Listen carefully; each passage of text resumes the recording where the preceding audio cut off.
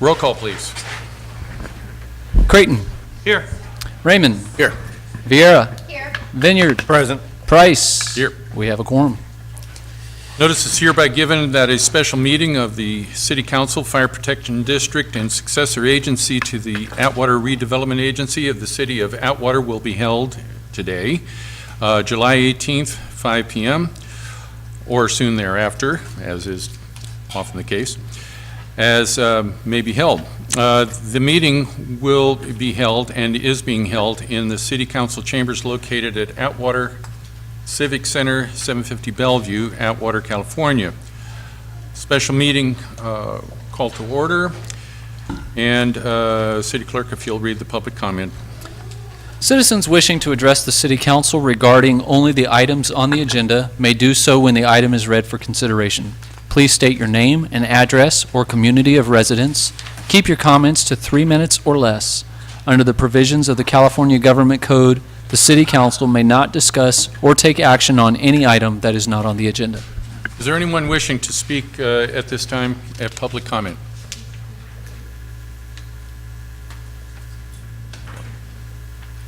And if you breach the 3 minutes, I won't spank you for that. Hi, my name is Dorothy Bazzini. I live at 6137 Hampshire Drive, Atwater, California. I'm the owner of the Dorothy Lee Apartments. They're located at 2551 Olive Avenue through 2651 Olive Avenue. There are 25 apartments. They're located on a 5-acre lot, but there's only 2 acres of the lot that is being utilized. The rest of it is an open field, and it's taken care of twice a year to make sure that there are no problems with the fire. But I come today to speak to you about my water, garbage, and sewage bill, okay? My tenants live in a 875 square feet apartment. It's very small. There are 2 bedrooms, 1 bath, a small kitchen, and a very small living room. There are no yards for my tenants, and the only grass that we have is what's located in the front of the units as you drive by on Olive, and between the apartments, they're running little strips. My bills have constantly gone up, gone up, gone up. I just got my newest one. I pay my water, garbage, and sewage for my tenants. I want to make sure that you always get your money. I don't want you to have problems. So I've always done that. Well, I got my bill this month and is now $3,057.25. That means that my tenants are paying $122.09 per month for water, garbage, and sewage. In my apartments, I only allow 4 people. The majority of the apartments only have 2, and I have a few that only have 1 person that live there. I just think that you need to reevaluate what you are charging us. I can't keep raising my rents. My tenants, most of them work out in the fields. And it's very difficult for them to even come up with rent, what I'm charging now. And I really don't want to have to keep on, and pretty soon putting them all out in the street because of the water, garbage, and sewage. So I would really like to have you reconsider how you are charging, okay? It is very difficult for them. And my manager waters the lawn. She watches just like you guys tell her to. She only waters a little bit when you tell her that she's allowed to do it. So we do not overwater. We do not use a lot of water. So please, please take a look at the way you are charging me, and I'd love to hear from some of you. Thank you. Okay. Mr. Bramble, could you indulge Mrs. Bazzini and explain this increase for sewer? Sure. This is an increase that is only for the consumer price index on sewer. It doesn't involve water, and it doesn't include the sanitation. So it's only on that sewer bill, and I tell you that I'm an expert in how Atwater does their sewer billing, but I could tell you a lot more about Merced's than Atwater's. At this point, it's something that the council put in play so that the sewer fund is whole, and so it's and to cover the increased costs, and especially from our utilities, as the utility bills continue to go up, And that's probably one of our largest costs in the sewer. But you know, my friends live here in town, and they tell me how much they pay for water, garbage, and sewage. And some of them pay $50, $60, $70. And my tenants who live in a little tiny apartment are paying $122. I think there needs to be some thoughts on that, okay? Sure. All right, thank you, John, appreciate that. And to add to that, Mr. McBride, is this part of the rate study that is being currently conducted? If you could explain where we're going with that. Sorry.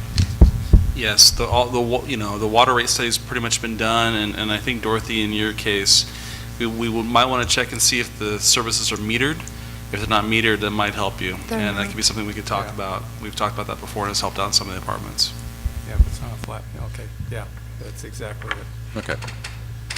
Anyone else wishing to address the council at this time? Okay. Seeing none? Budget workshop, proposed 2017-2018 fiscal year budget. Okay. Ms. Deal. Actually, it's me. Okay. You have to put up with me. Okay.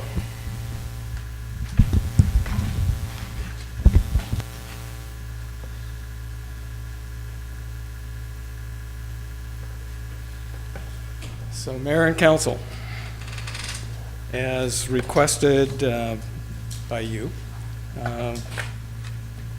we, and I emphasize we, because all of the directors and staff that were in the meetings with me to go over the budget, we've kind of turned it upside down, shook it a little, looked at, we did look at line items, and we looked at some things generally. And like all good government bureaucrats, I have a PowerPoint for you to look at. But it's not a long and involved one. But what I will tell you is there is good news at the end of the rainbow a bit. So as you can see, we started with the January 23rd presentation that was done by Finance Director LaQuinder, and also the foundation of it was from Municipal Resources Consultants. And we use that as kind of the guideline for where we're going.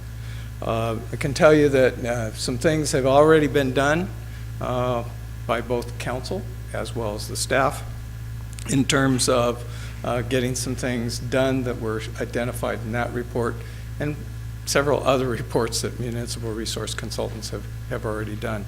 I think the most significant for the council is that you adopted the county revenue sharing agreement. It's a very important document. It's going to be important for new property development, especially in unincorporated areas now that will need to be annexed. It takes away a fairly onerous provision that you had with the county in terms of sales tax sharing. I remember the number only because it was like really $54.72 for every resident that's over 25,000. That's a pretty healthy amount, and so the 5% will be based upon what you actually receive as opposed to just a number of people, because you can't guarantee that every person is going to buy everything that they purchase in the city of Atwater. And if I say Merced, I will apologize. Second, obviously you're well underway on employee negotiations. That's an important aspect. It will play bigger roles as we go along. And then the documentation of the interfund loans. We do have that documentation. We still have some issues that we've got to deal with, probably more so with the general fund than water and sanitation, but definitely have to deal with all three of those, and you do have a plan for the repayment of the sanitation fund from those three funds. So next, the majority of the efforts that I took were in four areas. First, on interdepartmental expenses, and just to make sure that we we looked at every way we could look at to make sure that the water, sewer, and sanitation funds are in fact reimbursing the general fund for the expenses that we incur. And really, and I will put a caveat, really probably spent more time, well, I spent the majority of my time on the general fund and gas tax fund, and then the maintenance district fund for parks maintenance. And although I have looked at the other funds, I haven't gone through it with the staff in detail. So first and foremost, and then second, so let me carry on. The recovery of the cost of services or service costs that we have, a couple of areas, and I think the council on June 12th gave authorization to go forward with those. The restoring of fund balances, especially in the general fund, gas tax fund, and in the sanitary sewer fund. And then last but not least, reduction in what we'll call non-personnel costs, and there's one efficiency that I think is important just to note as to what has been done by the staff to make sure that we kind of minimize the amount of cost that it takes to do certain projects. So next slide. So the first one, interdepartmental expenses. In the non-department area, we found that right now we're only allocating 30% of those expenses to the enterprise funds because we are allocating 42.7% of other areas of the general fund budget to those three funds. Thought it was appropriate to do 40%. We did not put an allocation to the gas tax fund, but we did to sanitation, water, and sewer. So that helped us quite a bit. But the next one probably. Can I ask, can you go back to that what you just talked about? The increase on, no, next slide. The 30 to 40%? Can you re-explain that? Okay, so right now, in the non-departmental general fund, we allocate 30% of those costs to the water, sewer, and Equally, sanitation. 30, 30, 30. No, total Okay. of 30. Total 30. So it's 10, 10, and 10. Okay, And we've increased that to 40%. okay. Okay? That's what I need. Thank you. All right. And please interrupt me. It won't ruin my train of thought because I do have a train, but it doesn't always go in the right direction. So the other one that is really important, and this has always been an issue since really 9/11, and people were really worried about it at the beginning. I know that I participated for almost 6 months 2 years ago in the preparation of the emergency response plans for Merced County and the city of Merced. Now, in the city of Merced, we have cameras at all of our well sites, all of our elevated tanks, all of our lift stations, and I believe that we even have it at a couple of our force mains. So we don't have that luxury, and so what I am suggesting is that the 6 sergeants on a, and it will be rotated between the 2 shifts, but spend a proportionate part of their day at least making sure that there's nothing looking suspicious at any one of those areas. And one of the things that has come out for years is that probably the greatest susceptibility that a city has is with water and sewer is our water and sewer systems. And at one point, there was, as a matter of fact, we were put on red alert, I believe in 2001, in all rural areas of the United States because there were fears that there were going to be terrorist attacks on small rural communities, and they were going to target either their water treatment plant or their sewer treatment plant, or both. So, I mean, it's something that obviously had some legs at that time. We haven't heard a lot of comments about that, but this would be a very legitimate transfer of expense from the general fund to those three funds. I'll stop there if you have questions, because that one's probably the biggie of the bunch. Okay. So just so you know, we've got 9 wells, 21 lift stations, 7 force mains, and of course a sewer treatment plant. And the police department will be inspecting those plants. And then the code enforcement officer, and this is something that was done prior to me getting here, has been put in 4 funds, as not all of them. But he does a lot of work as it relates to water, sewer, general fund, et cetera. And he was at prior to this in Measure H. So this is a distribution of that individual's or that position's cost as well. And so that is one way to kind of look at what probably the biggest things that we have done. In addition to that, the second area is the recovery of cost of services. And this is something that you were very concerned about on June 12th. And so what I'm going to do is this first one is gas tax. As we were going through the budget, we realized that we had $100,000 worth of design and engineering costs for 2 projects that are going to come out of Measure V.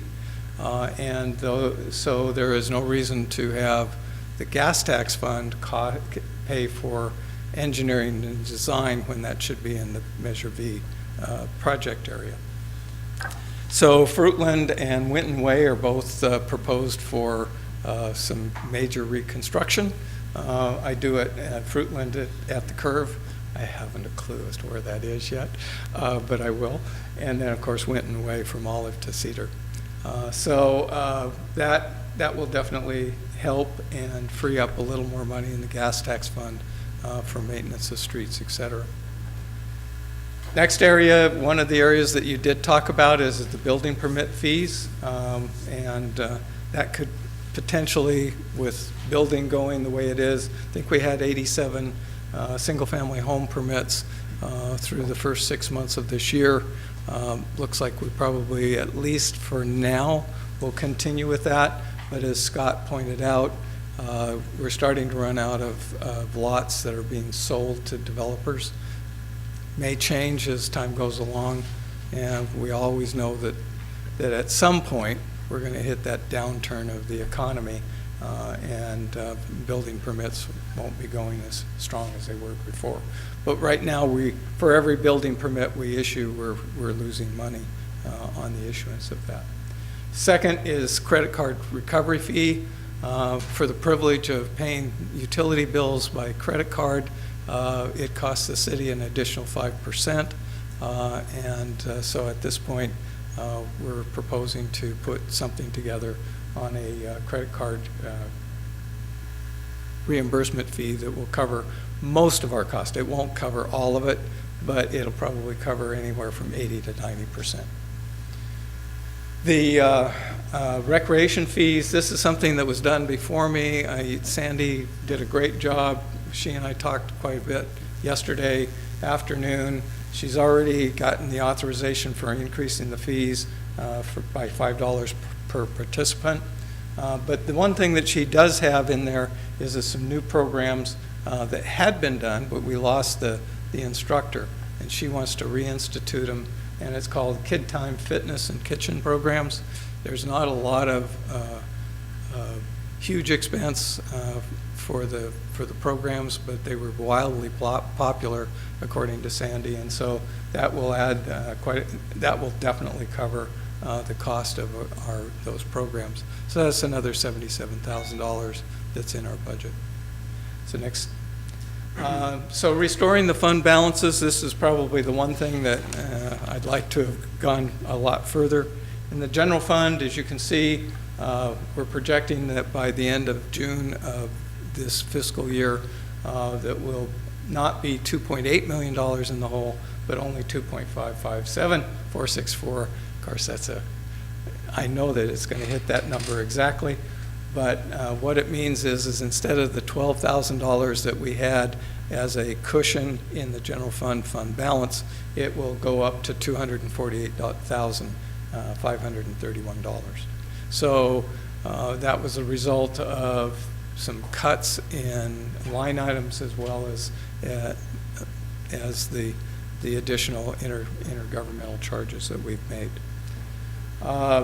Gas tax, obviously, I already talked about the move of the 100,000, but what I wanted to emphasize here is this Measure V, because it is a 30-year tax, is going to give us the leeway to put projects in the Measure V accounts and use our gas tax for what it was intended, which is the maintenance of streets and making sure that we have sidewalks and streets and curbs and gutters a little better maintained, so we're not going to have to take, we always wanted, I mean, if I were sitting up there, I'd always want to have some improvement of streets programs taken out of gas tax, and the Measure V is the perfect answer for that. Now, we anticipate getting about $615,000 from Measure V. The expenditures, even with the engineering design, is about $450,000. So we still have a cushion there, and of course, since it's a new tax, we want to make sure that we keep that cushion for right now. Wastewater fund, obviously we're going to make all of those payments, and I guess the point that I didn't make is the general fund is still making its $197,000 payment to the sanitation, or I want to call it the wastewater fund. It's actually sewer fund. That's an important element because we're still making some progress on that payment. Measure H, you reduced the revenue by $50,000 based upon the closure of Bell and the Applegate interchange. I think that's a little heavy, but there's no reason to roll the dice at this point. It puts us in a better position, keeps the Measure H fund in a positive fund balance position, and that's where we want to be. So, reduction in efficiency expenses. What I'm going to do next is I'm going to go through the departments as to what I was able to find or what's actually in there. And then at the end of that, of each one of those sections, I'll stop, and if the council has questions that I haven't already answered, we'll be happy. Then it's time for that stuff to come forward. So first one, we'll just go through the budget as we present it. And the first one, of course, is mayor and council. The one thing that we did leave in there, and I will emphasize how important this is the League of California Cities conference costs for the city council to attend. I understand that there are 3 that are planning to attend this year. And I think that's a really important aspect, not only from the standpoint of, this is my sales pitch for League of California Cities, and not only from the standpoint of going to the sessions and learning what other cities have done, and then things that are coming forward, but also from the standpoint of being able to interact with other city council members and mayors as to what they're doing. And sometimes you learn as much out in the lobby as you do in the classroom, because the classroom is pretty structured. Usually they'll cover the topic as comprehensively as they possibly can, but usually it leaves a little to be desired, just from my perspective. I agree. So we did that. In addition to that, well, actually, that's the only thing we did. There were no cuts or other changes to the mayor and council budget. So, questions, comments? Let's follow your lead, John. I'm right here. Oh, thank you. Let's follow your lead. Okay, thank you. So I'm not hearing any, so let's Actually, jump. John, I do. Oh, okay. So what you're saying, to leave it 6,000 for the League of Cities, what about MCAG? MCAG is in non-departmental? Yeah. I knew it was in there. I looked at it because I was trying to remember what we paid or said, but it is in there. Any others? Okay, so allergy season. So, city administration, city clerk, just obviously you're in the process of recruiting for a new city manager. There's an executive assistant in that budget. And a minutes clerk, which is a temporary position. At this point, as we looked at the budget, there are two items that I'm going to propose for cutting, and one is cutting the overtime budget from $1,000 to $300. And the reason I believe that we can do that is based upon the calculations for the minutes clerk, which would be the only position that would be eligible for those dollars, is if we had several more meetings than we have already planned for. Second area is our municipal code administrative support. Talked to Gina, and they're willing to waive that $450 administrative support fee, so we can zero that out. Where's that? It's about halfway down. If you go to professional services will go from $4,750 to $4,300, and it's the last item of the detail.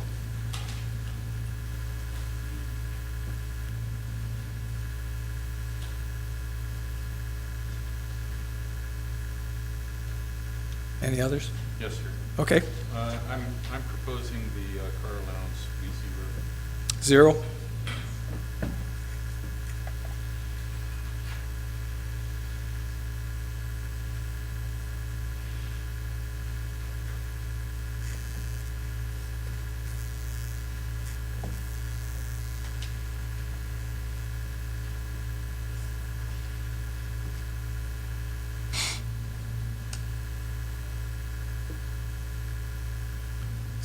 Okay, we will check to make sure that the advertisement indicates that there's no car allowance then. was an item for discussion that we had prior to your.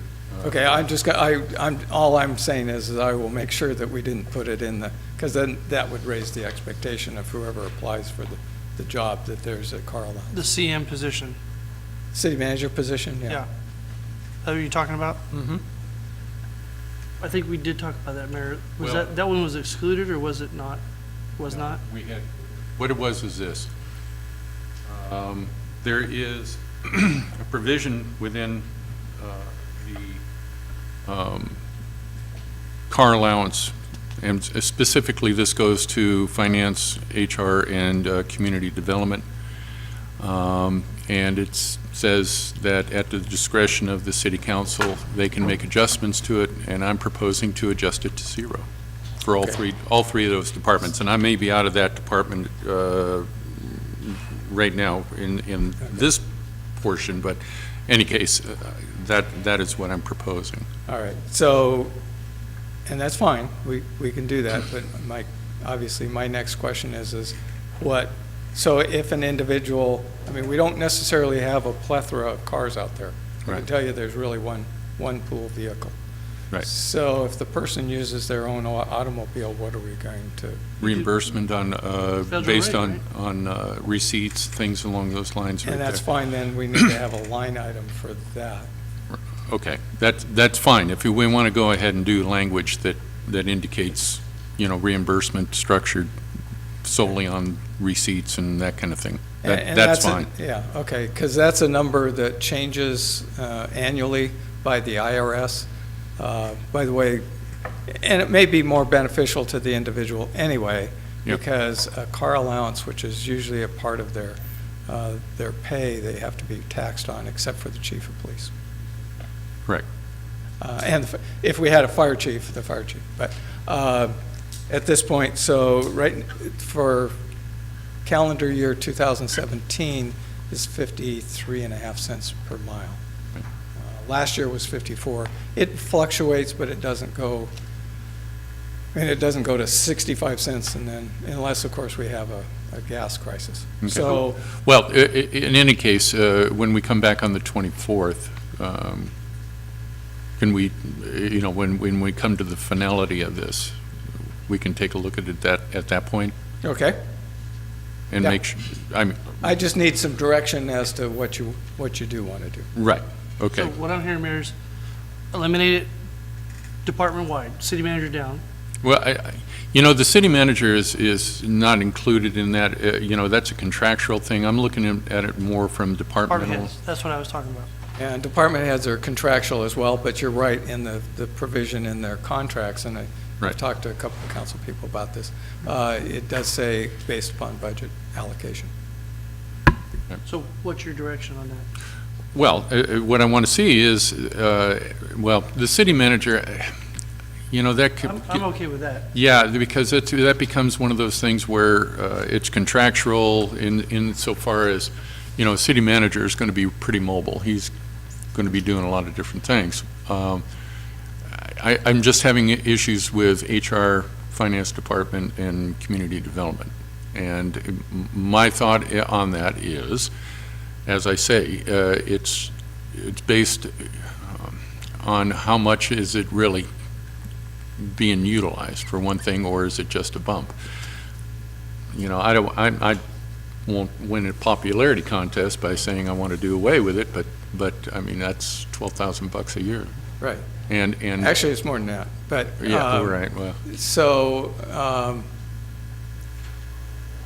for your consideration, I will be real honest. If you were to come to me, and I've already dealt with this once and twice in my career, if you came to me and said, well, but everybody else is getting a mileage allowance, as the city manager, I would prefer to be treated in the same manner. Now, and I can tell you that most city managers worth their salt are going to tell you on a regular basis, please don't treat me better than you're going to treat my employees, because at this point, I never ask an employee to do something I wouldn't do myself. I mean, and there's a lot. It's not just car allowance, it's everything. So if you want us to evaluate car allowance, we will go back and we'll evaluate car allowance as to what kind of mileage is being generated. I know that between the chief, community development, and human resources, whether it's at a level of $4,200 a year or not, I don't know, but I do know that they use the car quite a bit, their own car. My question was the current recruitment we have, do we have that verbiage in the recruitment? If we do, I'd rather not skew that in the middle of the process. well, Actually, again, and the answer is no, it's not there yet, because I just checked this morning, the website, actually I was checking to see what the filing cutoff date was. But the brochure is not done because Mr. Vineyard has not had a chance to talk to Okay, Mr. so then- Mr. I'm okay with what you're saying then. I'm not including city manager in any of this discussion. Well, I think I was making my clarification that if you wanted to, John, that's just my opinion, that what you recommended is that from the city manager down, it'd be included. That we treat Well, everybody the it same. probably is going to be an important element, because I'd say 95% of the cities My provide only some. concern was that we started the recruitment, we've said it in the advertisement, it's out there, and It if hasn't it's not, hasn't then- gone out in the advertisement yet. Then I take back what I said, and I agree with what you said. Well, when it comes time to actually hire the city manager, there'll be negotiations going on. My suggestion would be to remove it all. And if we have a city manager that wants the job, we want that city manager. It's something that is negotiated. Hey, the car allowance is a make or break deal. We can go back and do a budget amendment. We're not dealing with a $1,200 cushion. We now have a little bit more of a cushion where we could do a budget amendment versus leaving it in there and just continuing to spend. We have to learn to, we have to live within our means, and that's not within our means right now. Well, and again, I'm not including what I'm talking about with the city manager position, because I know that's a, point of negotiation and what have you. So, Okay. just leave it at that.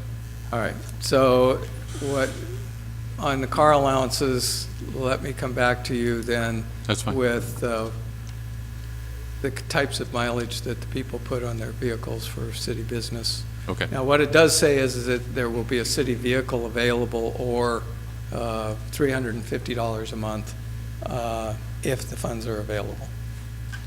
I just read the contract, a couple Yeah. of the contracts just Yep, a little while ago. And also that the city council can make adjustment. Correct, yeah, annually, at the budget time. Right, okay. Okay, So we'll bring that back on the 24th then? all right. Okay.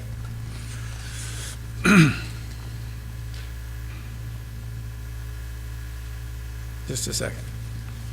So I don't lose track. I've got a note taker, so she's gonna bail me out for all of these things. But I better make sure that I write it down.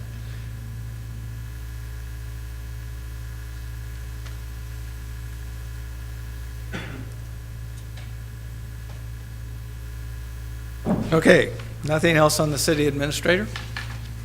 City clerk? Okay. Finance department. So finance department, I don't have it up on a screen because I didn't have enough time to do PowerPoint for all of it, and you didn't want to read it all anyway.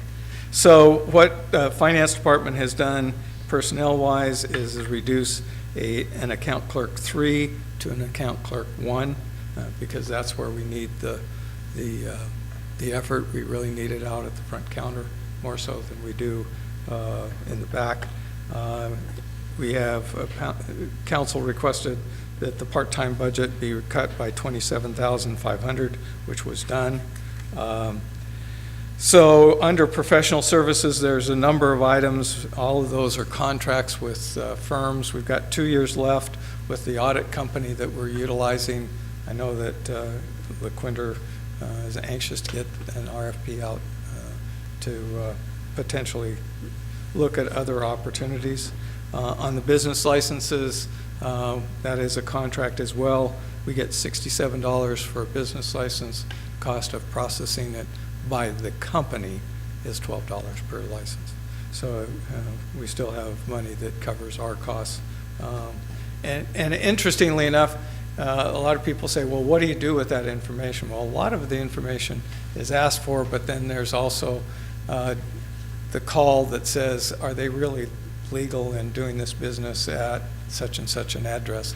And I mean, in my career, I've found many a time where we went out there, we went, oops, that probably isn't in the right zone, and had to work with the property owner to figure out, and the business to figure out what we could do. So there are additional costs. They're usually much more hidden than direct. In addition to that, utility bills are done by a third party. Sales taxes, we get the reports from municipal services. Those are crucial. We could not, for the cost of that, we could not do it ourselves. Having been a finance director in the state of California in a community of about this size, and the services weren't out there, I used to spend anywhere from 1 to 3 days in Sacramento going through their sales tax records, and they were never friendly about it. These groups have the data. They can tell us trends. They can show us what's happening on a fairly frequent basis. So it's important for making sure that we're getting the right amount of sales tax each month. In addition to that, the financial consultant is the anticipation of LaQuinder going out on maternity leave. I will tell you that right now what I'm thinking is that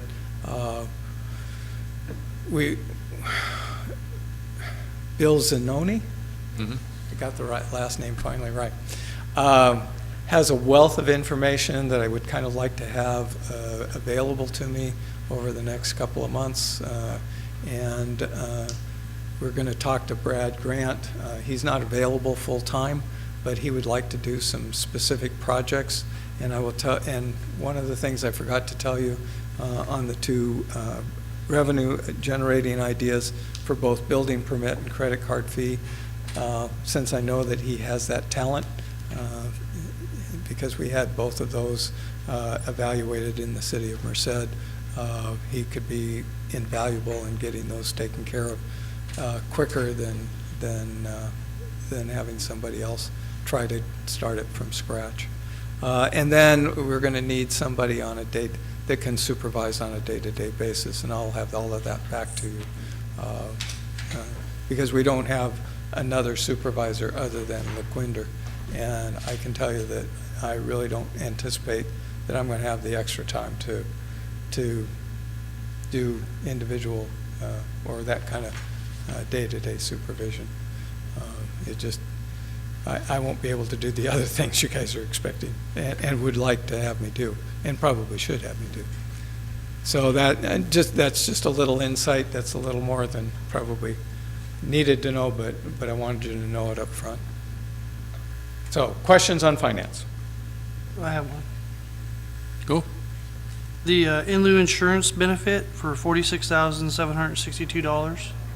Yeah, that saves us money. Actually, what it is that those individuals who have a spouse that has an insurance policy and they choose not to take the city's insurance, get the benefit of a partial payment on the insurance. So it's not 100%, but 50%. And there's no,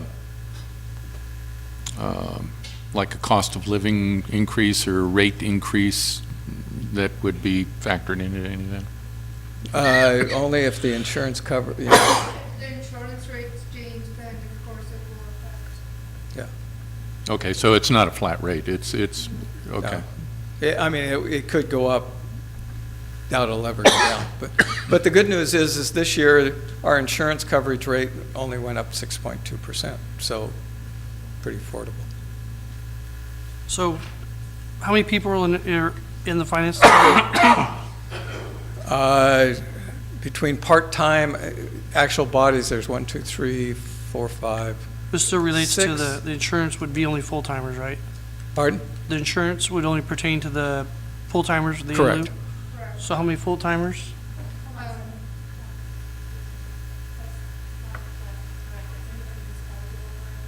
Oh. Oh, okay. So right now, we've got 4 full-time people. So almost everyone's taking the in lieu then? Well, we've got some people who take our health insurance, because if you go down to health insurance, In that finance but department? there's more that are taking the 50% than, Yeah, because I see in each department almost, there's the in lieu payments. I just don't understand how it saves us money. Some municipalities don't even offer that in lieu. It's either take it or you don't get anything. I've yet to work for one, because otherwise you get the discrimination lawsuit that basically says that we're treating people who, I mean, or they just take the benefit and then they've got double insurance. I'm So just this saves us I'm money. trying to understand it better. Yeah. That the average person out there doesn't understand that, are we bound by this by law, or how does it work? Where do we get to this? How do we get to Probably, this point? if and I'm guessing here, but I'll bet you I'm right, we probably negotiated this with the unions. Okay. That was a big question out there that, thank you. So my question would be, you're saying you're saving money, since this is a 50% payment. If they took the insurance, it would cost us twice that much, at Correct. least. But then they'd have to stop taking their spouse's insurance versus the dual. That gets complicated. I've been there. It gets done that. complicated. It's kind of it's not an assumption that everybody would take it. No, but. There'd be a few. But having gone through this a couple of times in my career, what people, if there isn't this backstop, if you will, they'll take the insurance, and then if their insurance doesn't cover it all, they'll apply for the other person's insurance. And I believe we did get to it through negotiations. Yeah. So the 50% seems a bit draconious for the in lieu. I mean, you can make pretty good money on the side not doing the insurance and staying with your spouses or significant other. How do we know if 50% is a good or a bad thing, or, how do we know currently that's a good market that we're in? I don't know about the market, but I can tell you that the contribution by each city is a little different. Some, it could be as little as 40%. I've only been around one of those, and I never worked for the community. But 75% has, I mean, there are some communities that do as much as 75%. So this is based primarily on local market rates and that Mhm. kind of thing? So just, I get where I'm, to finish up where I'm coming from, there's potentially well over $100,000 that we're doing in the in lieu of, from the general fund area. Oh, I'm sure. Yeah. Well That's- over. Yeah, so just point that out and see if there's a, not saying we take it away or anything, or we can, but just curious how we got there and, You negotiated it in employee contracts. yeah. And Or if the we're high union compared to contracts. other cities, or we're low, or we're doing really good. Actually, you're about the same as Merced. Okay.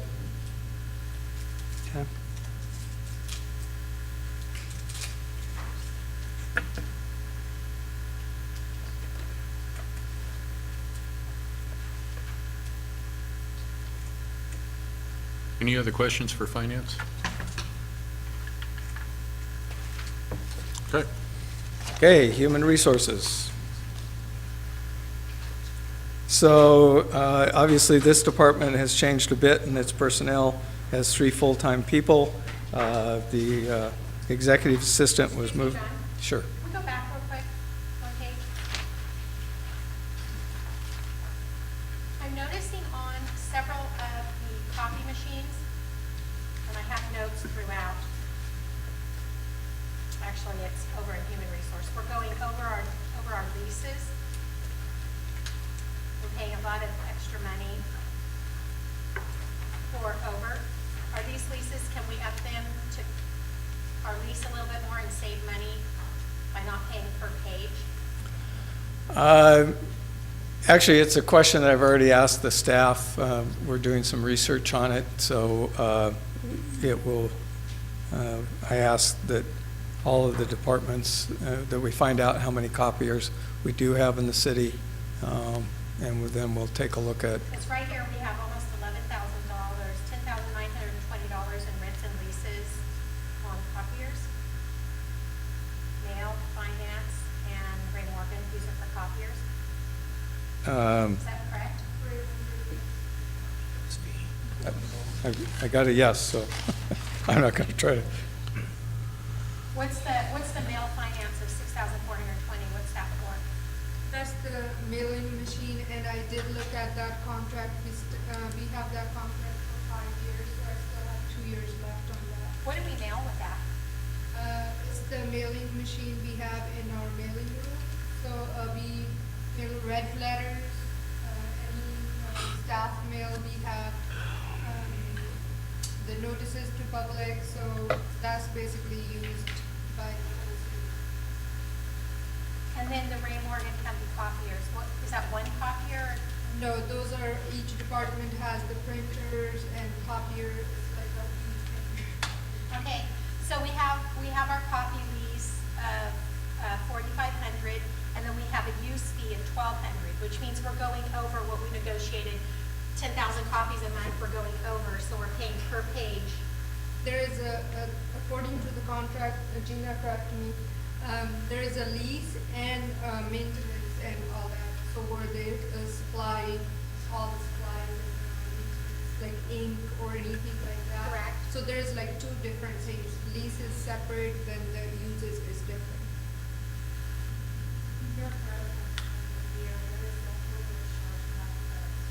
Okay. Right, okay. So, and just knowing, because we have a copier in our office, so as we increase staff, I'll usually call whoever we have our lease through and say, it's usually cheaper to anticipate a higher number. It's like rollover minutes. If you go over, they're gonna charge you triple. So maybe if we can say, okay, every month we're spending, an extra $300 or $400, could we up it $25 a month and save? So, okay, gotcha. Okay.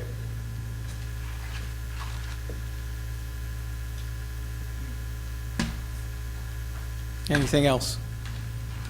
Okay. Human resources.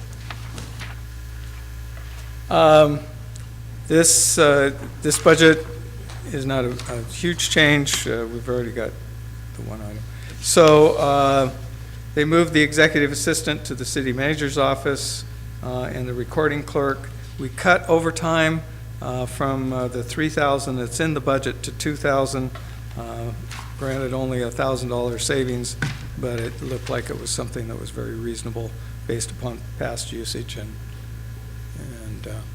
the activity of the city. So, questions?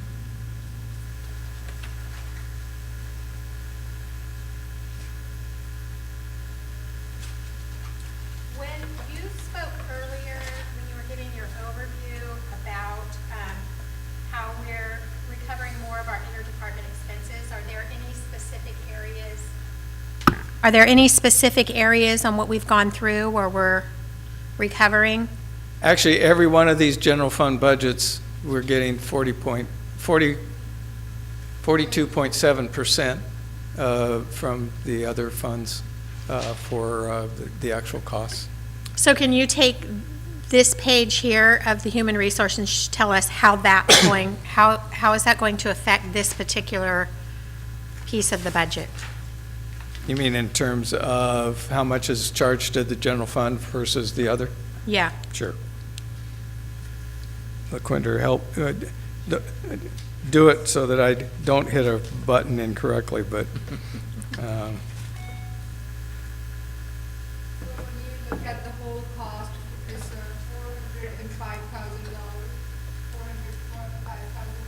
that's being allocated. So that's the 100% cost. Right. 42% of that goes to, oh, sorry, thank you. Yeah. So 42% of that $405,000 goes to other funds, which is enterprise funds, water, sewer, sanitation, and gas tax. And that the amount for the general fund is $232,450. So we increased that from 30 to 42? No, it's No, already that there. one stays same. We only increased non-departmental, which is the Non-departmental. next Gotcha. department coming Okay. up. Okay, thank you. Anything else? Mr. Raymond? I just want to confirm, because we have a history of borrowing monies from that fund. This is just to cover what HR oversees from the enterprise funds, right? Correct. So we could do a indirect cost allocation plan, spend some money to do that. I think this is pretty reasonable at this point. We may need to revisit it, but I wouldn't revisit it right now. I'd wait for the new person to come on board at least, and then maybe in a year or two go back and revisit what the percentages are. But right now, I think they're pretty reasonable based on the amount of activity that I've seen just in the last 6 months. So I went through agendas just to kind of figure out what the percentage of time is. Obviously, a bond issue, which we're in the process of doing, takes a lot of time. It takes a lot of time of staff, and it takes a lot of time in public meetings. So right now, I think our 42.7% is a good number, but I think it'll have to be reevaluated at some time in the future. Does it leave that enterprise fund in a negative number with us increasing this? I know it's helping our general fund, but it's not placing us in a negative position in the other funds. So water fund still is in a negative position. It probably won't help it, but water fees have to be reevaluated in February, so we'll have to assess that. But we're in the process of repaying the sewer fund, so the water fund's going to have to do the same thing. We're just going to have to look at the rates there.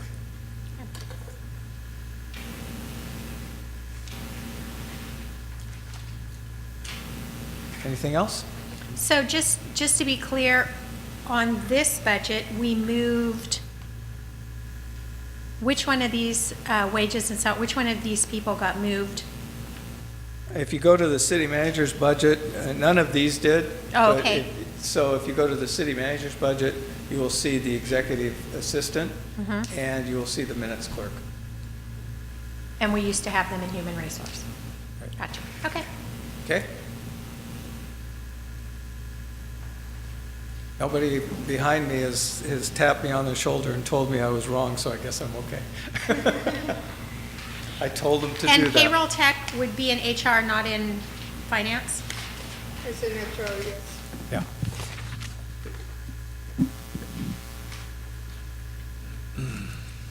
Okay, so city treasurer. It really is pretty straightforward. It's what it costs us for the elected official, it's part-time salary and the benefits. So at this point, I don't think there's too much that but I will say, what questions do you have?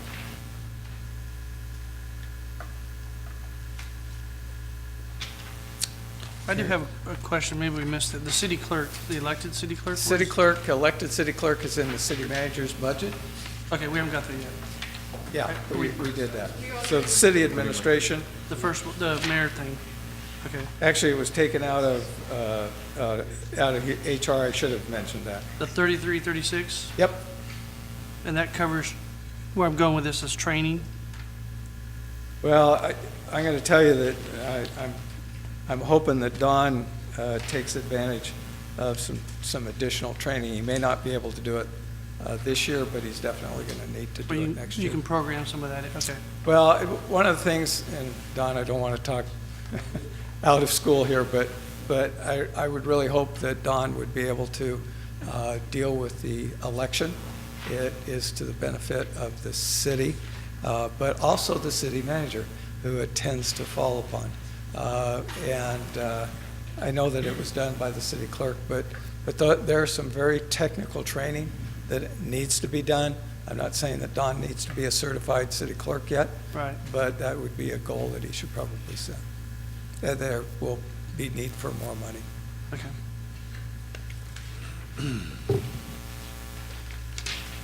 I will tell you, just so you're prepared for it, city managers usually anticipate going to things like the League of California Cities, to the International City County Management Association.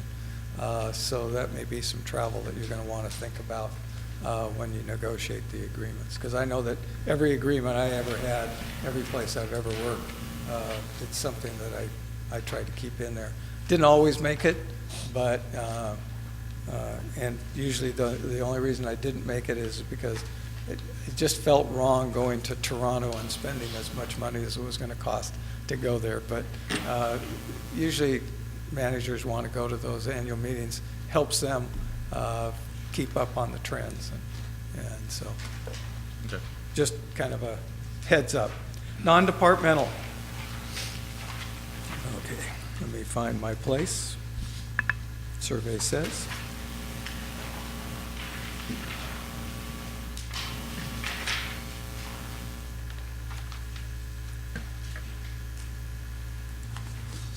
I wrote this down as we did it in the staff review session yesterday, and so I didn't put it in order. I should have. I knew this would come back to haunt me. So non-departmental, I think I can pretty much answer it. Obviously, the biggest thing that we did non-departmental was make sure that we were appropriately distributing the cost. And at this point, there are no suggested changes in here. There's some big ticket items. And one is the other post-employee benefit charges. The good news is this went down a bit.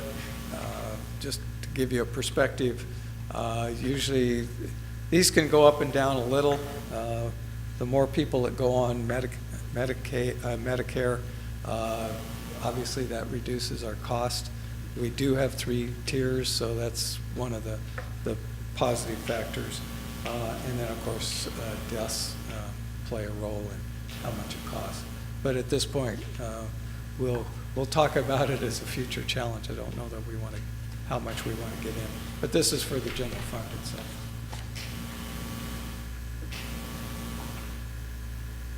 Any questions? Yeah, go ahead. Can you explain building maintenance charges? What's included in that? Okay, so building maintenance is an interfund transfer. We have two people in the building maintenance division, and they take care of, and that was a number I didn't get, but I know that we've got a lot of square footage of buildings in the city, and at this point, they're responsible for all of that maintenance. So it's maintenance, replacement of lights, just anything that goes on, and just like in your home, if you have to replace a sink, it's a replacement of a sink, or if you have to, I mean, just kind of think about anything. And is that this you- is the city manager in charge of who allocates what is done with that portion of the budget? Only in the large sense. It would not be the day-to-day operations. That I believe that those two individuals report to Public Works, but, yep, I'm getting a nod. The at building that. maintenance and the equipment maintenance, I understand, but the building maintenance, that reports to Public Works? Yes. So I need clarification on that. Those are employee salaries in there, is what you're talking about? The 260? It's everything that is included, so it'd be lights, water, sewer. PG&E, all that? Yeah, everything, And wages. Okay, and because wages. this comes up every year with previous councils, and we need that broke out better, maybe not right now, right here, but Well, if you go back to page, just a second. I was reading it just before I came in. narrative? So if you go to page 92,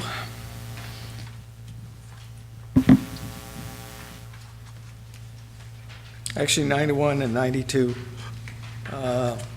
that outlines what we, oh. Good Lord. I was ready for Christmas. Okay. So you can see where the revenue comes from, a little interest earned, and then what is expended on an annual basis, 92 and 93. Okay, so PG&E is the lion's share, like I thought. Yep. Always is. Does that help you any, Cindy? No, I'm still looking. 92? 92, so Is this the will, line item for the 264, 260, 260, 231, 264. line item on 92 and 93. It breaks it all down.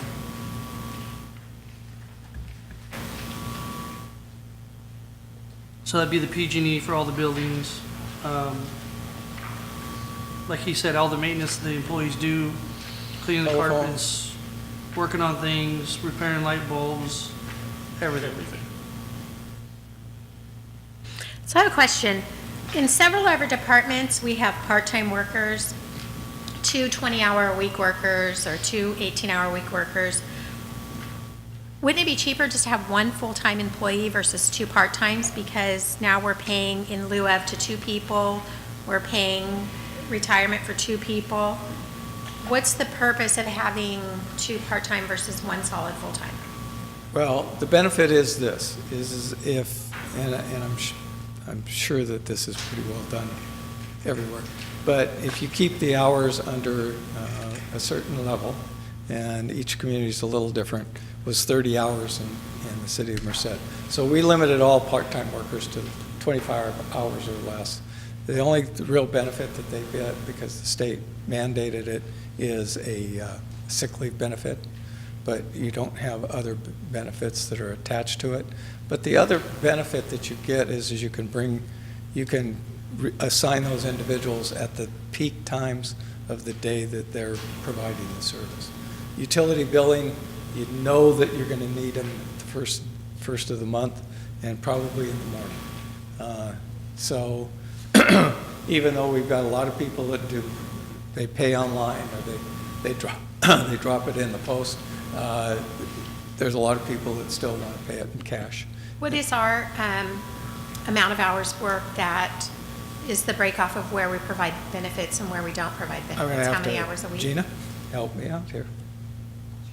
For the medical, it's 20 hours, and for everything else, it's 30 hours. So 20 hours, we So if start they work providing 20, some- they do get benefits. If they work 19, they do not. So that's our cutoff. Right. That's quite a bit different. And that's negotiated, or what is that? Cal- CalPERS. All the other benefits, like your dental, vision, life insurance, disability, and also 30 hours. So the part-timers would get in lieu after 20 hours. That's okay. But you're able to adjust your personnel to the times that they really are needed to keep the lines going through. I mean, that's the classic example. There's others, but, and we've got a lot of seasonal workers in parks or in recreation, in streets, and so a really busy time, and the Public Works Department is leaf pickup. It's probably the most intense time for the individuals to get all of those leaves picked up before theoretically, well, this year we got the rain, but before you start getting the rains and clogging up the drains. So you want to have as many people out on the street as you can possibly have to be picking up the leaves. And there are other times of the year. I mean, summertime is, you got to make sure that the parks are mowed so that you don't get the complaints from the softball players or baseball players or whoever, so. So the CalPERS portion, and Gina, you can maybe help me out on this, you were saying it's only in the medical end of it? Yes, we receive our medical insurance through CalPERS. Okay. And so the cutoff is if we have regular employees that work 20 hours a week, we have to offer them. Okay, yeah, and my point is that, to go back what Cindy was saying about a full-time worker as opposed to a part-time worker. Full-time worker would get the full blast CalPERS, Correct. And which, the reduced hour, they get 50% of the full-time benefit. So there is a cost savings. okay, so the cost savings is built around the hours, okay.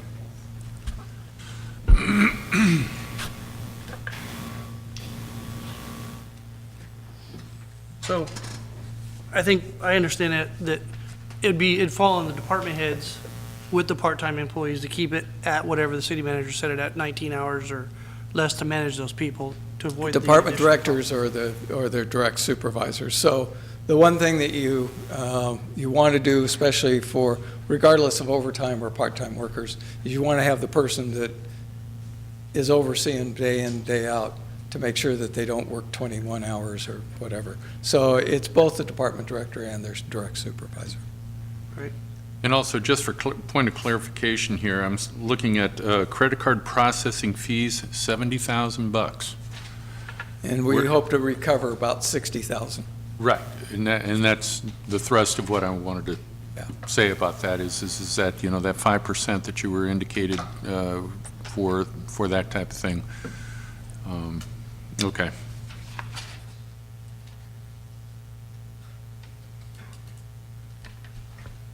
Okay. Okay? Mr. Raymond? I just have a question here for the mailing machine for $33,000. So is that different than the machine back here in finance that, This is we only have one machine, so this is the machine. We still have a contract on this, 2 years left on that contract. So this So- is the lease payment on there.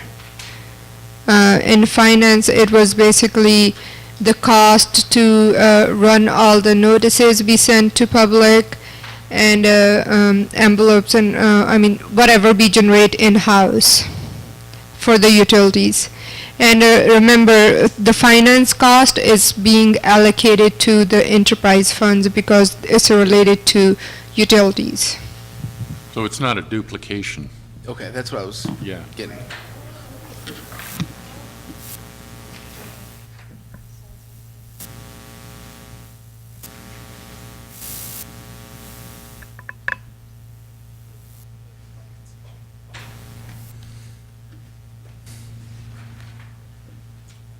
Anything else? Okay.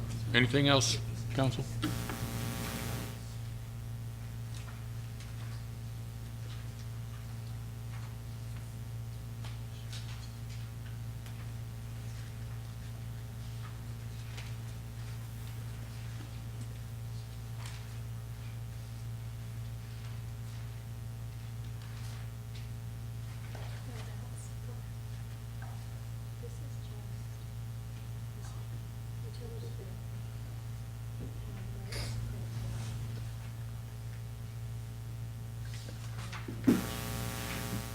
Are you trying to find the mailing machine?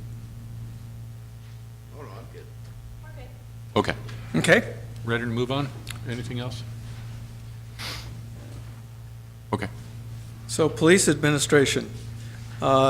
At this point, not a lot of changes in the administration, but we did, obviously, code enforcement officer was changed from Measure H to 4 funds. We cut a dispatcher position, but added in its place a supervisor position, pretty critical position in dispatch.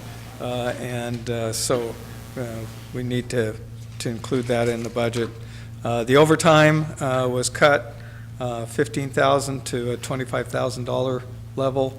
At this point, that should be okay. And actually, we've got the benefit of 2 relief positions in dispatch, which will definitely help with the overtime, as well as keeping on top of the dispatch, because obviously it's kind of like the linchpin of the police organization. If they can't get to the telephone, it's not a good thing. So, in addition to that, the one thing that we are adding, just so that you're aware, is the records information management systems. We're about to lose CLETS, which is an okay system, but it's outlived its usefulness. Right now we have TrackNet software, which is okay too. We'll have to keep it for this year while we're implementing the RIM system. And at this point, the efficiency of that will be when we get RIMs in play, that you only need to check one spot as an officer as opposed to several locations of what you're getting in terms of information. I know some of this, and if you have real detailed questions, I've almost hit my level of competence, and I'll turn it over to the chief. But that is an additional expense, but it's an expense that we're going to need to do. If we've got to have some type of a system for the officers to utilize on a day-to-day basis, and this is far more efficient. And I will tell you that I would not recommend. I come from an organization that put New World in. That would not be my recommendation. I've worked with RIMS in a couple of other organizations, and they're very professional, and they seem to be very efficient. This is the same type of system that the county and Merced City and everything, so everybody's on the same par? Okay. Thank you.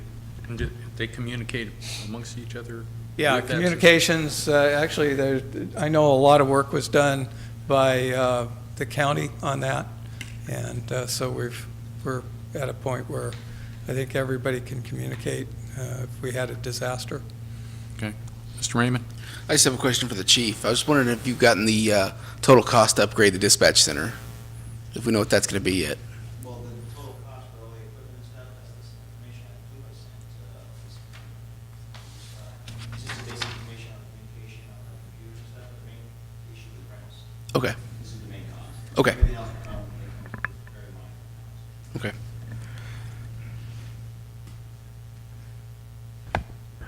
So we lease this for 8 years, and then what happens at the end of 8 years? Do we not own the equipment? It's ours. It is ours. What's the life expectancy of this? That I did not.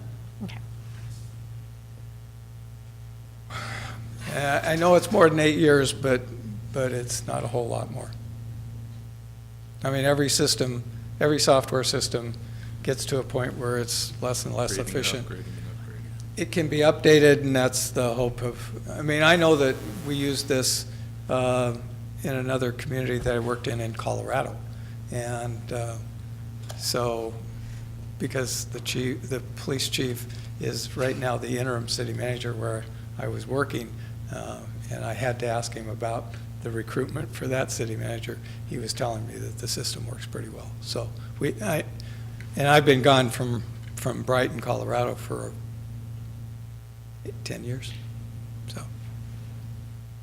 So this has the upgrades and everything included within that lease agreement? Okay.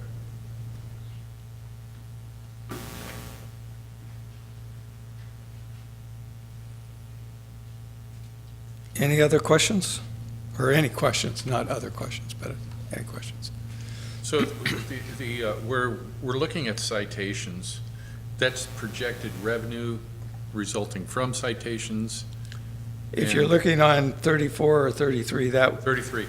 33, 33. that would be an expense. Oh, is that what it is? Yeah. Okay. It's a printing expense, not a revenue generator. Okay. All right. Actually, and I think this probably will be I just happened to be in a local restaurant with one of the members of the city council, and the idea of a parking enforcement program was brought up. I know that it probably has some pros and cons, but I think it's something that we need to put on our list of ideas for covering some costs, and it would also cover some of the police costs that we have because a dedicated person. But there's some expense to it, and so that'll have to be worked out. So I'd love to say that I had the original idea, but I stole it from a citizen.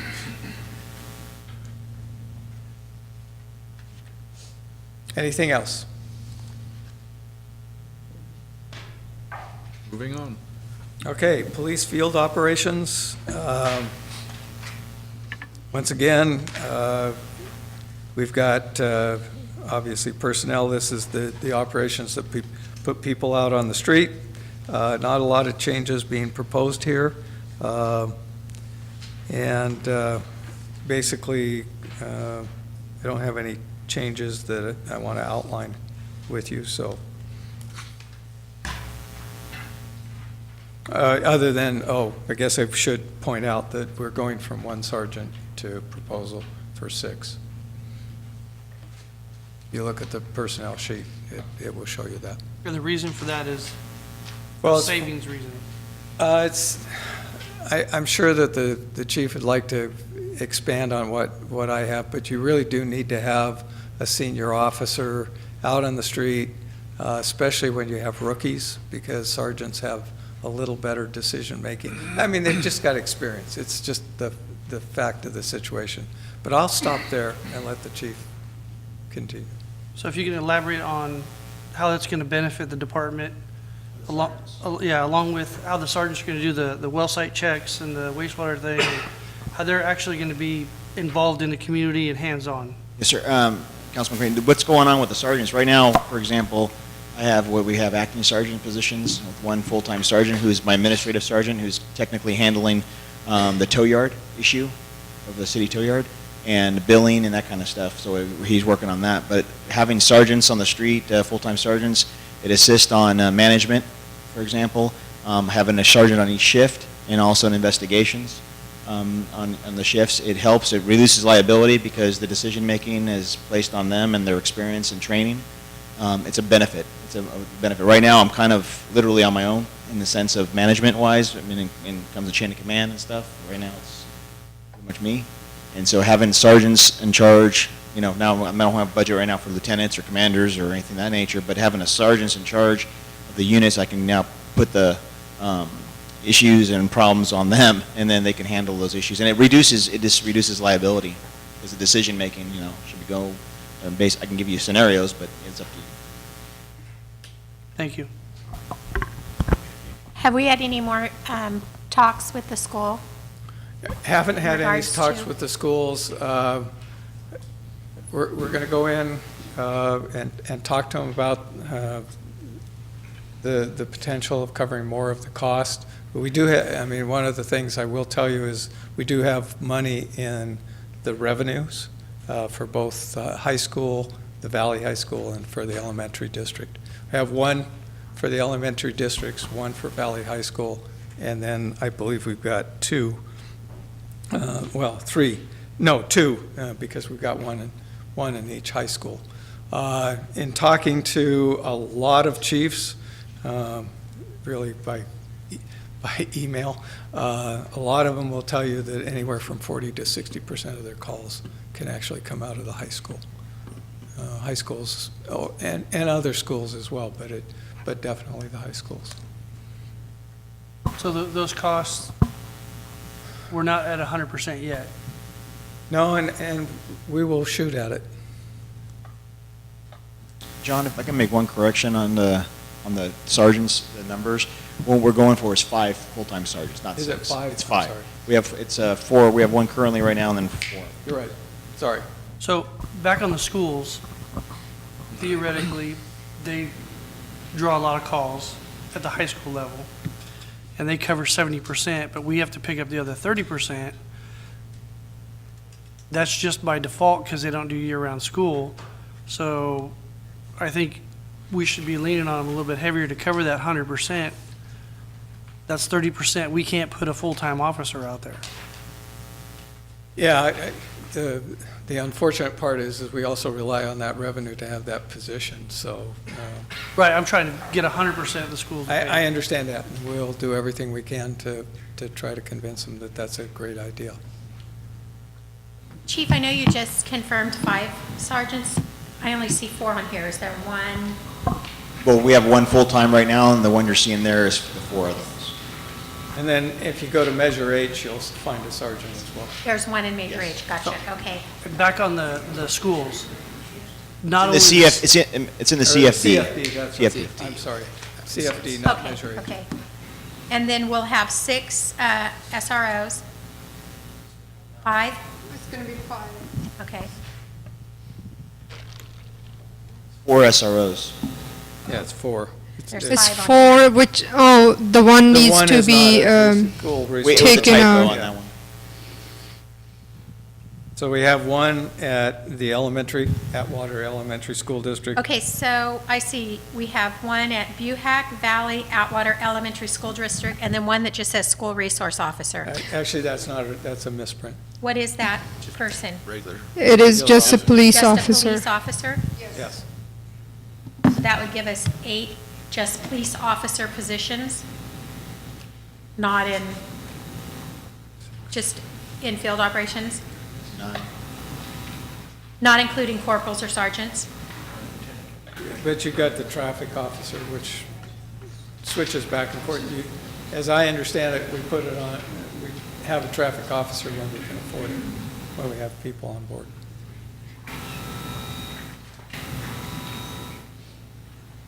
I'm just trying to get a number to fully staff you, how many officers, and not sergeants, not corporals, not detectives, how many just street officers do you need to fully staff? Currently, we have, I believe it's 22 officers. If the fully staff, I would love to have 5 or 6 more, be honest with you, but we have 11 and a half, I believe, on patrol. But I would love to have 3 per shift plus supervisor, Okay, and the reason including sergeant. And the reason I'm questioning, because I'm not seeing them all, is I'd like to see in the budget where we're allocated to get our department as close to fully being staffed as possible. So we right now have 22. Are you including? 2 in Measure H. There's 2 in Major H. Okay, but I only see. So if you 1, go 2, back in the 3, back 4, of the, 5, 6, of the 7. budget, it's on page 109, 110, and 111, you will see all of the positions that are in the city. So in police administration, we have 10 and a half positions, and police field services, we have 28, regardless of where they're funded.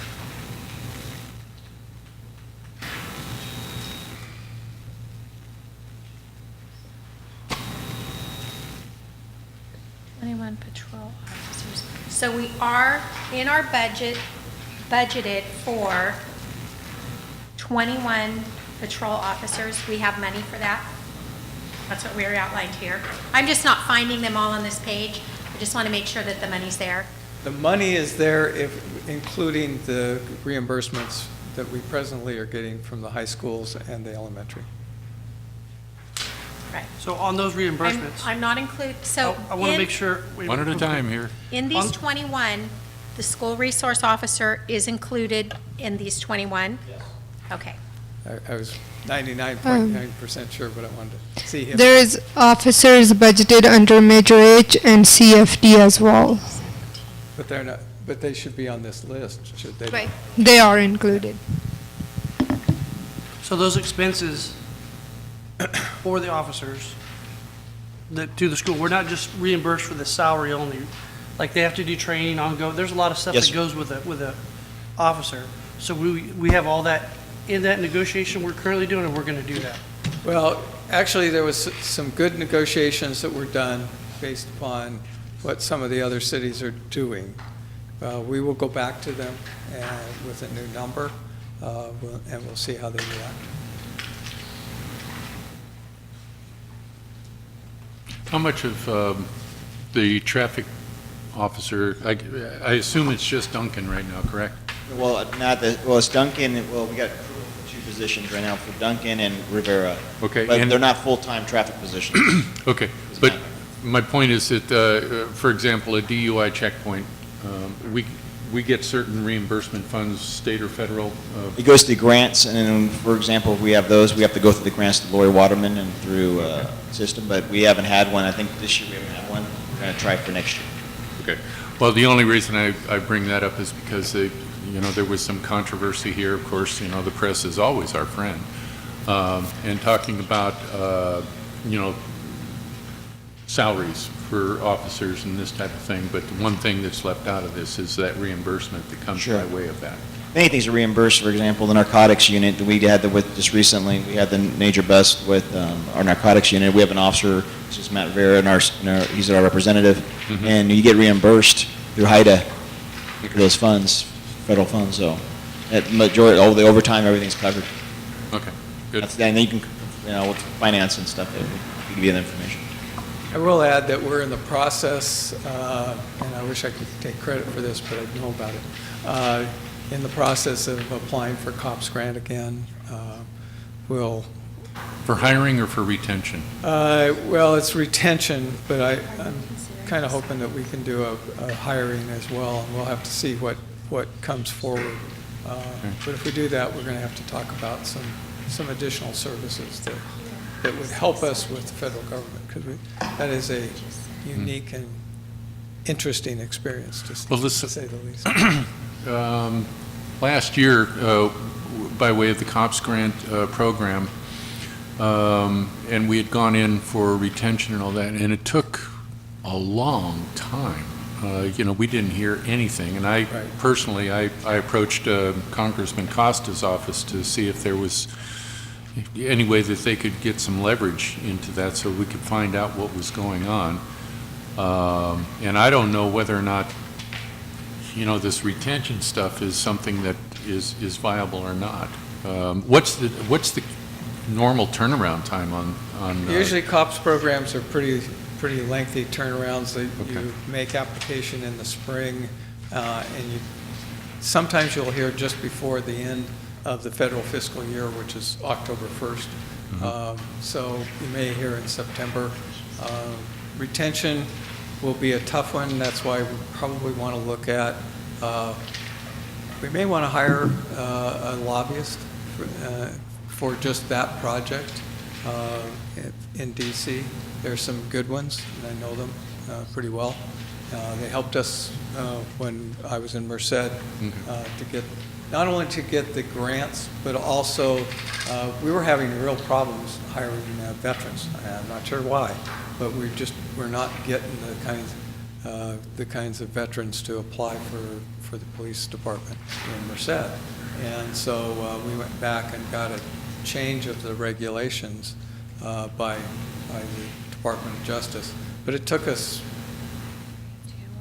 several conference calls and the consultant to help us through that process.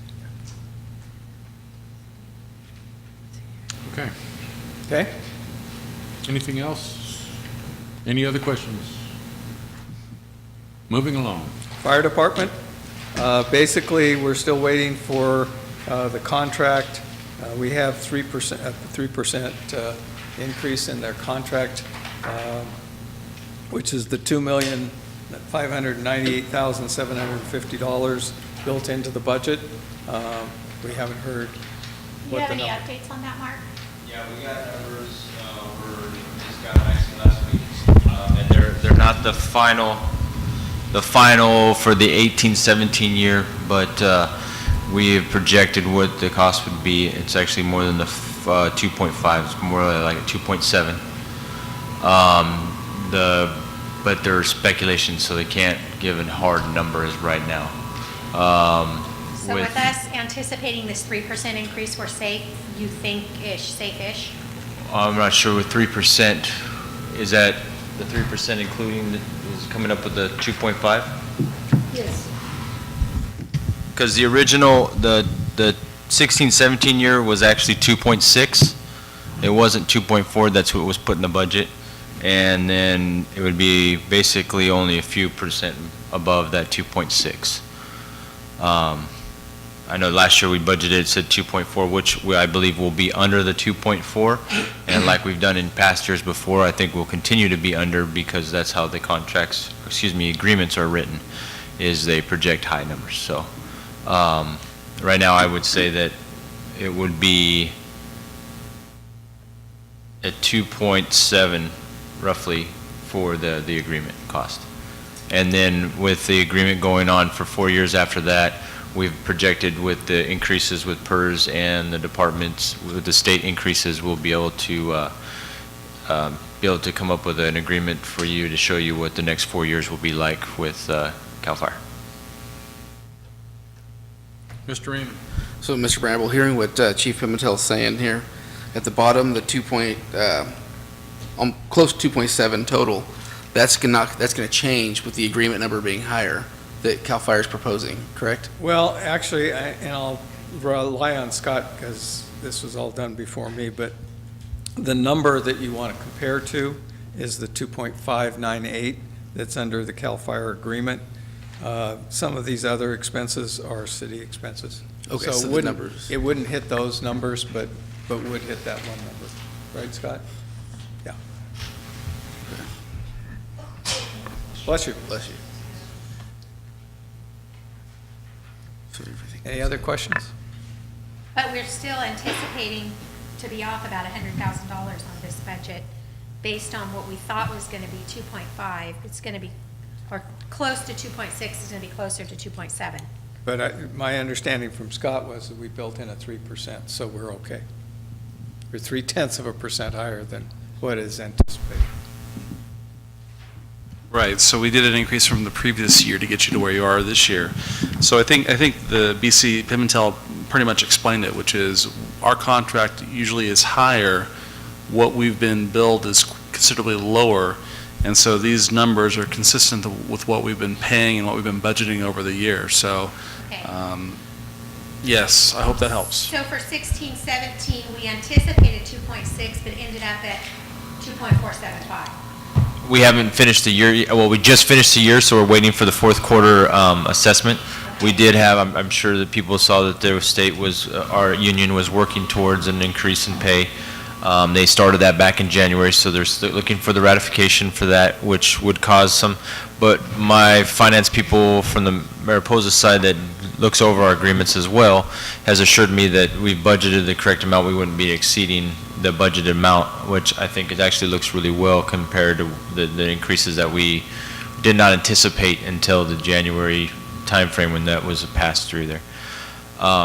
Again, I have to identify that when we do our agreements, it's the highest level staff, the captains, the engineers, just because of the turnaround that comes in there sometimes is we don't know who's going to be working because of promotions and things like that. So we always interpret it as the highest paid captain or engineer. Currently, right now, you have 9 employees, 5 engineers, and 4 captains that run your fire department, basically as at the stations 24/7. You also have myself and Chief Schmitz, that is the BCs that cover the rest of the week. As one end of the week she has it, the other end of the week I have. So you're fully covered with what we have, minus 1 position, but we fill that with overtime as needed, and usually get assistance from CAL FIRE, and that's how we do business in a sense. But just to reassure you, though, I know when we show these big numbers, we've been successful in the years that we've done business with the city of Atwater and been able to become under the agreement amount every year.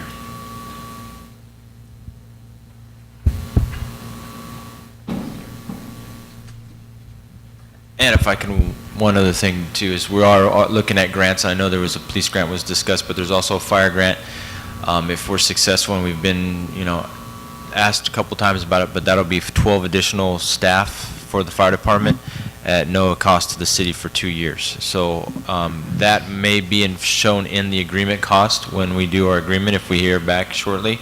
So you will see a 12 personnel added to the agreement, and it will definitely take the agreement cost up, but that portion for those 12 individuals will be covered by the grant.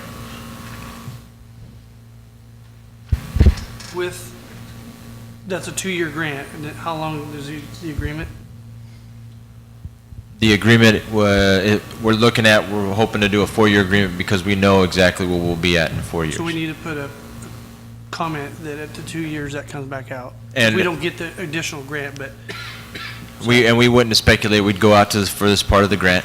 Like I said, if we get a call, keep my fingers crossed, we get a call today, then I'm going to put them in there for 2 years. Right. And we'll anticipate that, where we can actually reapply in the 2-year window and get another 2-year grant and continue on to that. It's happened several times. So just, yeah, okay. Mr. Great. Raymond? So, Chief, worst case scenario, if you get the grant, get the bodies, it's for a 4-year agreement, are we on the hook, kind of like a COPS grant, where you have to keep funding it for the next couple of years if you don't receive the grant? Negative. We've discussed with them is we can put limited term employees in there, which means they're basically an at-will employee, and at the end of the 2 years, if we don't have, we can't facilitate the one individual or 12 individuals, we can lay them off, or they can be distributed out throughout the state. So it will not come at a cost to the city unless you decide that you want to increase the staff. Okay, thank you.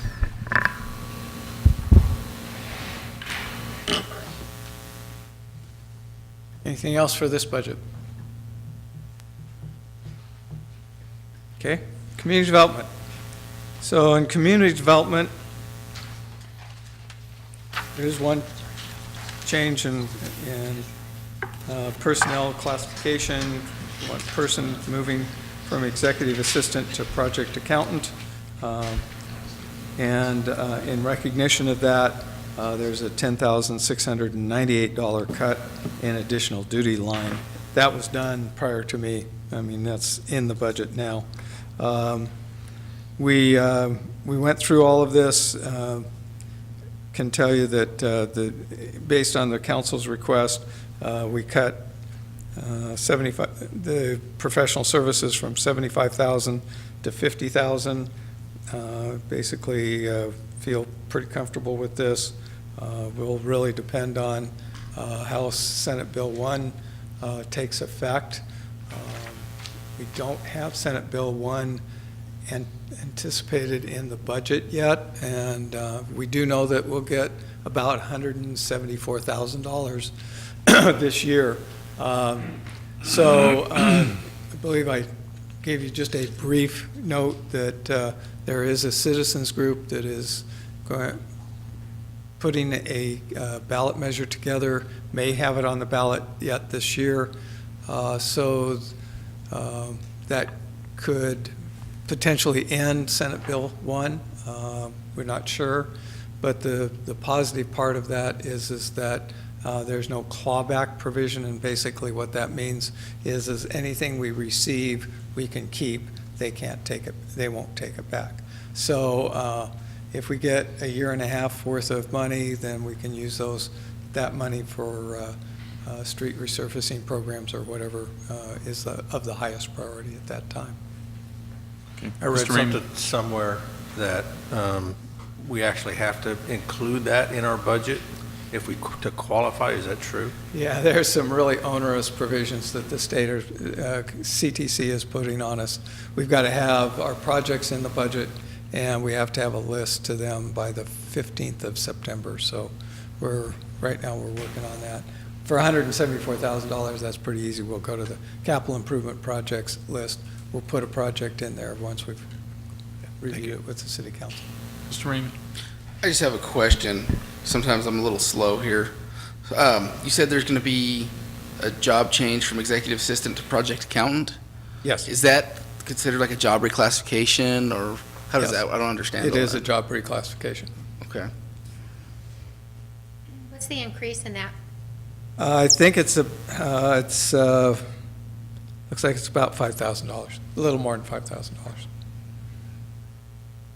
Mr. Crate? Oh, I'm sorry, go Go ahead. ahead. Go ahead. Right. I'll yield. Isn't that what it, Yes, it's about $3 per hour difference. They changing departments, or what's the reason for that? actually, it's, and I'm going to let Scott answer that one because I think I have some of the answer, but I don't have a complete one. This is one of the employees that have received an additional duty for a long time. And what we do is we look at the employees that are receiving additional duty and see if it's going to be an ongoing need. And we try to fix those things and not keep them going on like that. Because if it's continuing, there must be a continual need. And so what we need to do is make sure that their job class fits what they're actually doing. If I'm not, I think I'm correct about this, if we don't do that, and they work a period of time beyond whatever it's stated, they can actually sue the city for back wages, correct? Correct. Yes. And the unions typically come after us as well, because they want their members to be compensated and classified correctly, to match what they're doing. Mr. Creighton?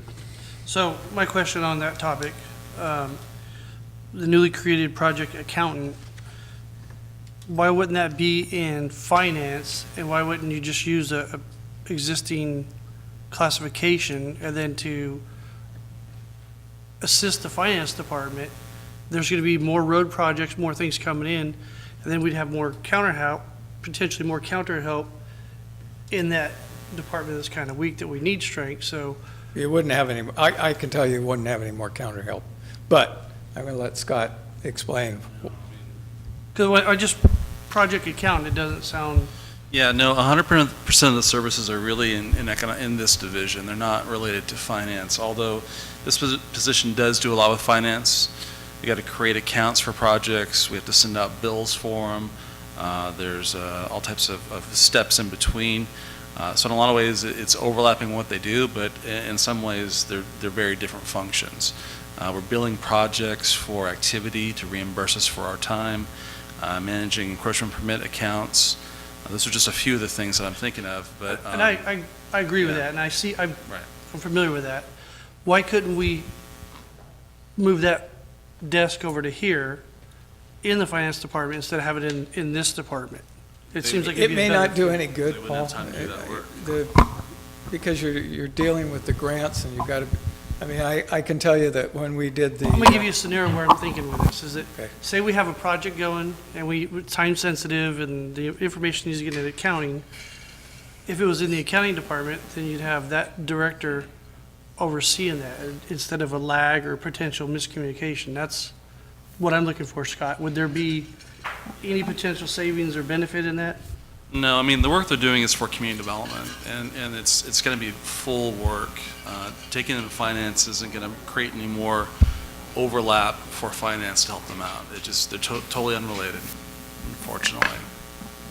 They do similar work, but the point I'm trying to make is that there's so much generated from this department that they're involved in, that putting them over here isn't going to provide any more assistance anywhere for what they have needs already in finance. So. I'll give you a couple of examples, like the CFDs, the annual assessments, all done by this division.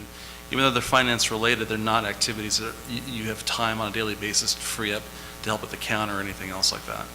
My main focus on this is that as we start to develop the Ferrari Ranch project and other things, this position is going to be critical, that we track the developer fees that come in, the projects are going, the grants that are out there that we're tracking with those funds on these sidewalk grants and the other things. So I want to make sure that we're getting the best use. So if that individual's gone, there's nobody that's ever being trained in that position. If they're around other people in the same department, there's a potential overlap and a benefit. When they're all by themselves, I just see we're creating. I see where you are. We're in that situation all over the city, but let us take a look at it. I can tell you that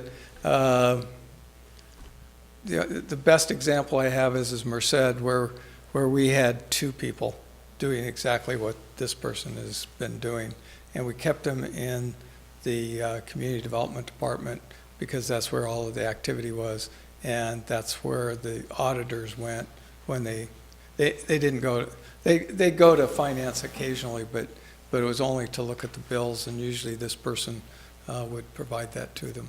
So I understand what you're saying, but it's kind of a unique position in and of itself. I mean, I know more about it than I think as I was listening, than I probably indicated to begin with. So We can would this- take a look at it, but I think the end result is probably stay where it's at. So would they be taking checks over there, developer checks, things like that? We already do that, but not with this position. It's done by the building technicians. Several years ago, there was a city on the west side that Yeah. put several checks in filing cabinet over $3 million worth and almost broke that city. Yeah. So I'm looking the big picture here. I'm not being, Right. wanna All I make can sure tell that you, we- actually, that every- one was one where the person was in finance. Question well, it on, was actually a building tech that didn't transfer it to finance. Oh, okay. question on the same subject. Right here where it says additional duty, the amount has gone from 20,951 to 10,000. Right. Is that because we're upping this?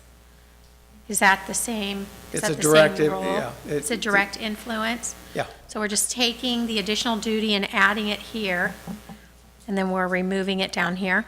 Right. Is that in fact what's happening? Yep.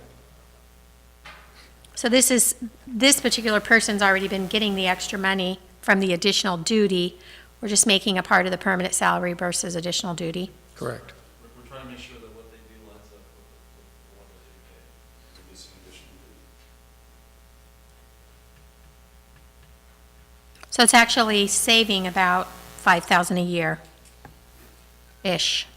I don't know that we're really saving. I think it's about a wash. But as I Because was, we've gone from 20,000, almost 21,000 down to a little over 10,000. yeah. Got CalPERS, everything else goes up though. Yeah, but they're balancing out. Okay. But this is reflecting what the person does. Yeah.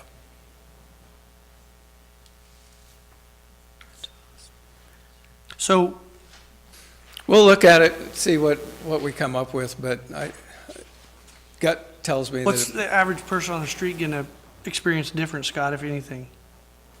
Other than just a title change and a pay raise, or the compensation leveling out?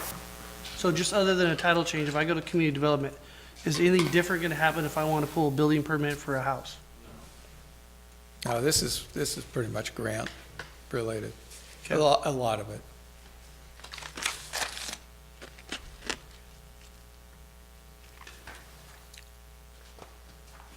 Okay, any other questions? So, Community Services Department, Recreation, we ready to go there?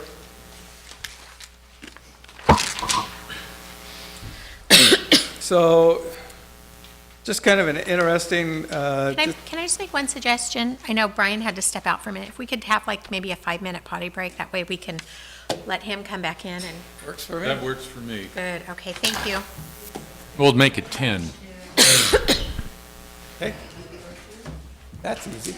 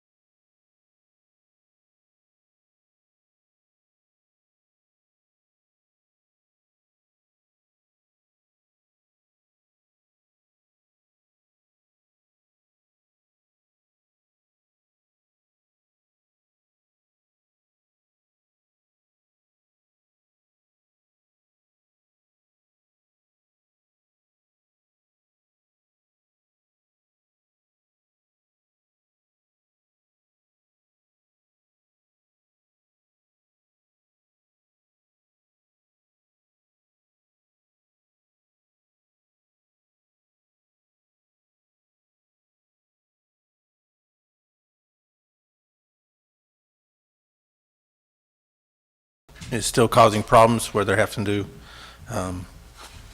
more planes are coming in. And I just want to go to, right now, put my prayers and everything out to everyone there. I have family up there that's been evacuated, as well as thousands of friends.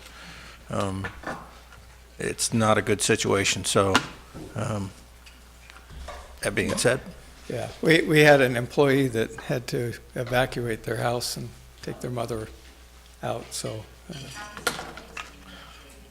yeah, so it's pretty nasty evidently.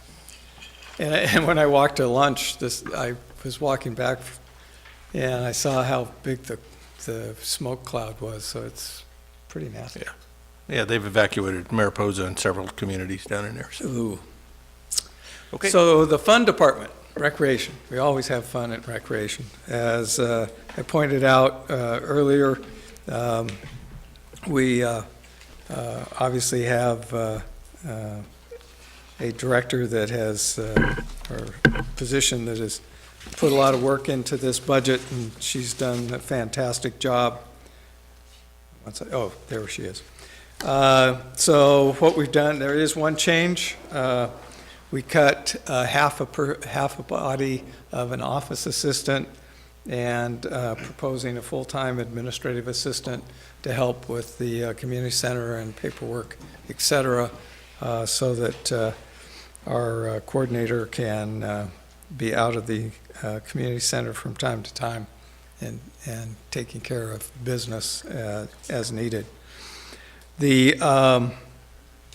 One of the efficiency measures, and that's why I put it in parentheses, is here, and actually all of this work was done by other people, was to work with the unions to have our recreation part-time people, I know they have a particular title, but I don't have it in the top of my head, prep the fields and mow the ball fields, so it's a little more efficient use of time, and we don't have people that have to go from streets to that area.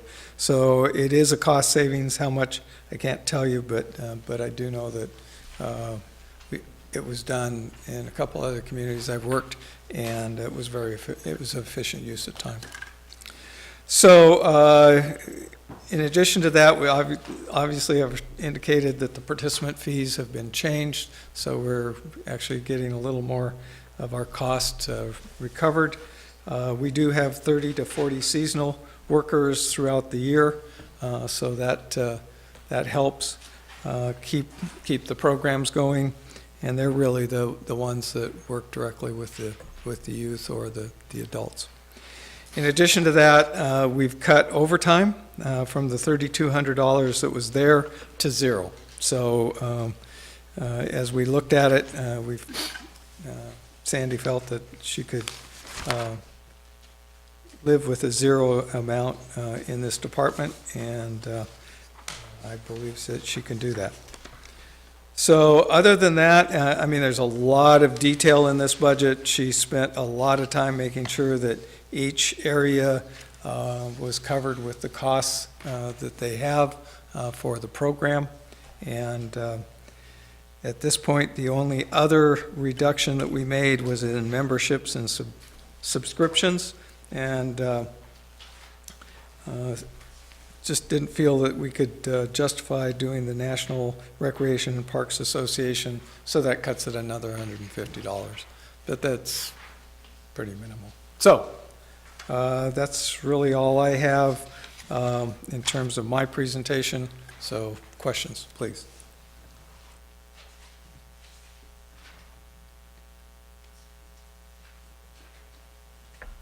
Where's that revenue part for this department?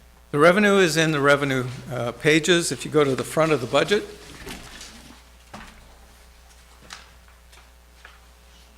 so if you go to page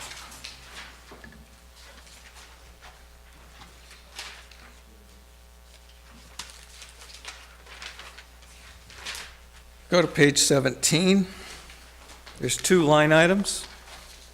So the fee increase and increase in participants which is one of the goals of, that we've identified.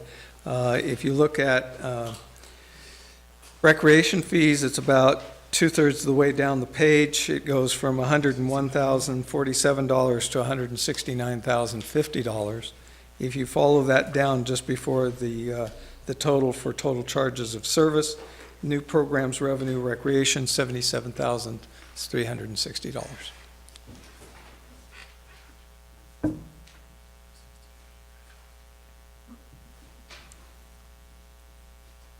So we're looking at a total of 246,000 income from recreation.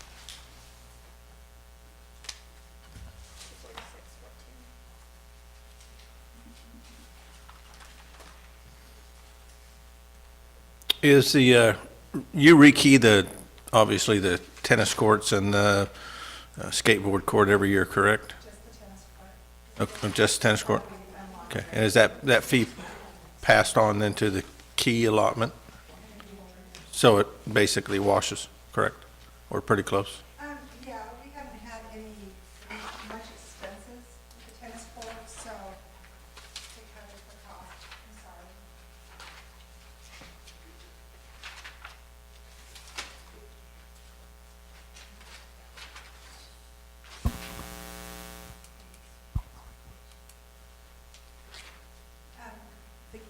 You hear me?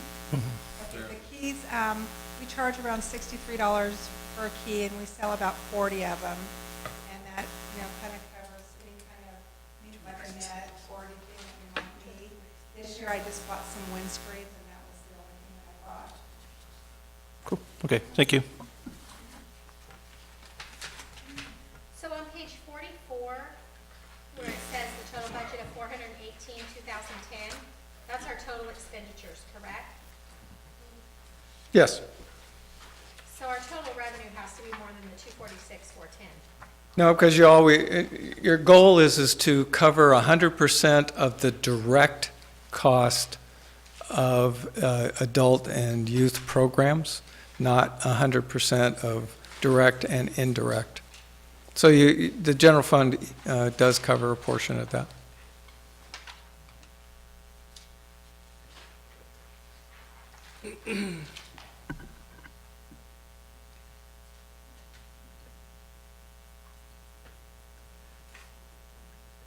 So then 171,800 comes from the general ledger to cover this? The general fund, yes.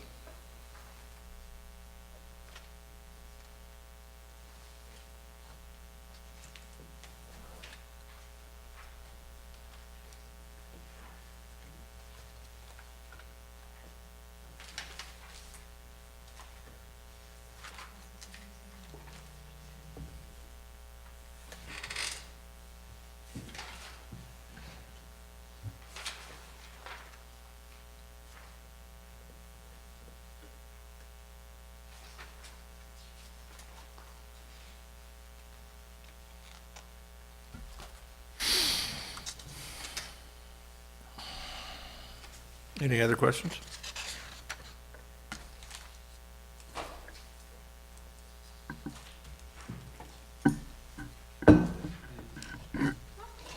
Okay. Okay, so Public Works Parks. Just an interesting fact, most people don't think about how many acres of parks you have, but right now, the city has 76.7 acres of park, which we maintain with 1.5 positions. Obviously, some of the Public Works people can go back and forth, but that's a pretty thin staff. Actually, just an interesting statistic, the International City County Management Association, after years of arguing with the recreation associations, came up with a standard of one person for every 12 acres of park. Doesn't take too much calculation to see that we're well below that. But I can tell you that in just what little driving I've been able to do in the week and couple of days, we do a pretty good job. I mean, I was looking at the Merced parks and we're right there. I mean, and they've got more people, but they've been cutting the Parks Department pretty substantially.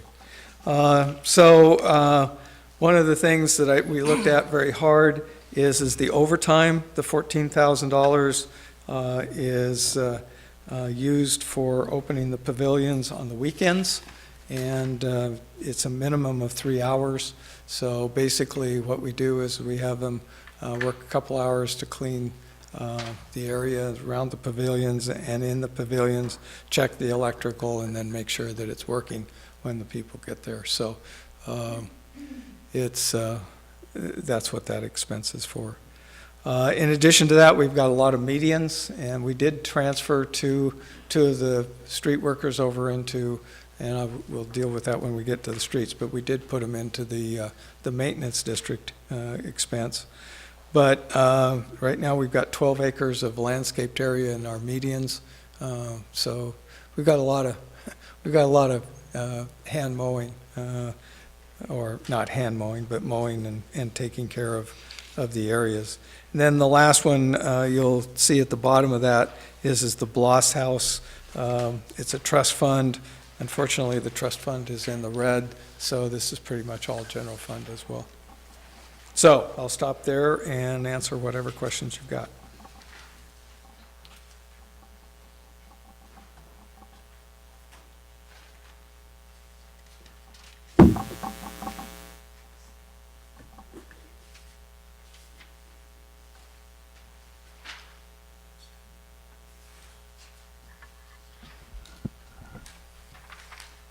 Mr. Creighton?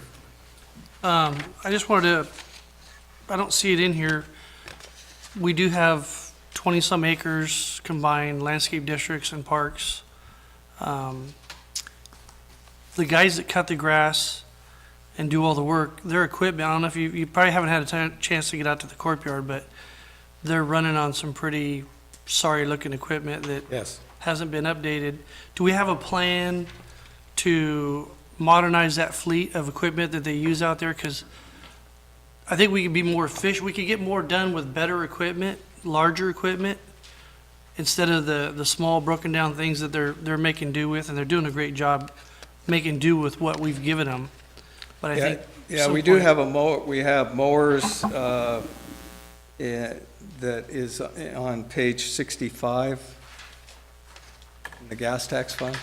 It's out of the CIP. So you're already starting that Yeah. direction. There's a lot of equipment that, if you go to page 65 in gas tax, you'll see at the bottom of the page that the equipment that is being proposed for purchase out of the capital improvement fund is a man lift truck, a slip-in asphalt patcher, leaf pickup Nice. truck, 1-ton utility cab truck, and mowers. What's a leaf pickup truck? A leaf pickup truck is, and I can't tell you what it exactly looks like, but I've already given Brian what he doesn't want to buy.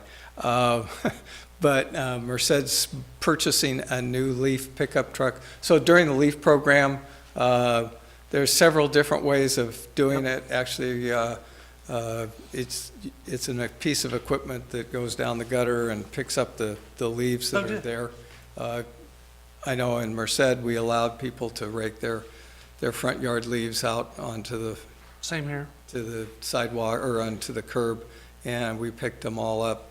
The one that we had, although it was kind of efficient, So it's my understanding. Just like a vacuum type machine? It's a vacuum. It just picks up, it No. picks up the leaves, and sometimes it'll cut them up. Oh, good. And then, what about the clamshell for the new, we got a new front end loader that Lori got us. I didn't see a clam. You know what I'm talking about, John? On the, when the guys put a big I know what pile, you're, we can put a roll-off bin out there and they can just scoop the big thing up. Yeah. and- I don't know if it's in here or not. Okay, but this is, I haven't gotten okay, that far. this is what I was looking for, and I'm happy as heck that this stuff's in here. And then every year, we'll look at the old stuff, and that is just great news right here. Actually, using the gas tax funds the way we're proposing Yeah. and Measure V, obviously SB1 would help us more, but Those guys do a great job. I mean, if you go out to the Parks Department out there, they've got sharpeners, and they're getting by with stuff years past its expiration date. So, And I know that they've said if we had, the right tools, we could do twice the work, and they're doing a great job with, you said two With people? what they've got, yeah. So. Yeah. 1.5? Yeah, so that's good news. Yes. Any other questions or comments?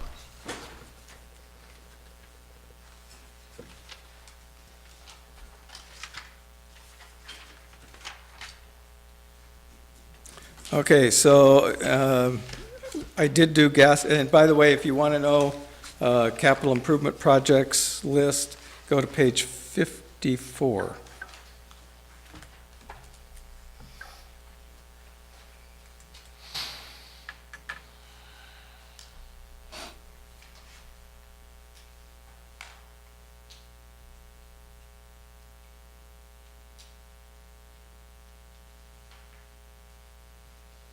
Now, I didn't do Measure H. I think we're okay in Measure H at this point. So unless somebody has any questions. And if you go to page 56, that's Measure H. You've taken a look at the Measure H to where we can get back into the black instead of the deficit spending, and then if we are going to talk about extending that, we need to make sure it's in the black before we start knocking on doors. Yeah, actually, I thought it was in the black right now. It's this police, the Community Facility District Police Operations that isn't in the black. My report says that we're in the black, $261,427 For the Measure H, for Measure H. and that's, That's the fund balance, but for the year, if you're looking at that, our expenditures are more than our revenue. So for this fiscal year 18, we do have a shortfall. okay, But it's a 1 year. okay. Okay? All right, if we go to page 60, 62, 63, 64, gas tax. So I pretty much told you everything that's in here anyway, but let's go through it just for a few moments. So as we've already indicated a couple of times, the project design and engineering comes out 100,000. It goes over to Measure V. Just to kind of let you know, so we do have grants for the Juniper bike path, as well as the Buhack sidewalk infill project, but this is our match for the congestion management air quality grants that we received from MCAG. We've got four full-time people, and then we have 4 part-time people budgeted in this department. Just to give you a perspective, we have 104.5 miles of center line in our city. So that's a bit of a misnomer because center line is just streets. It doesn't count all of the, so if it's a 4-lane street, it doesn't really count for all of those lane miles, but that was the best I could come up with quickly. So as you know, I mean, there's several streets in town that are 4 lanes, and that adds to the cost of maintenance because it just more potholes, et cetera. But it still is a good indicator of what we have in our city. So I'm going off of memory, so I apologize. I think it's right back here.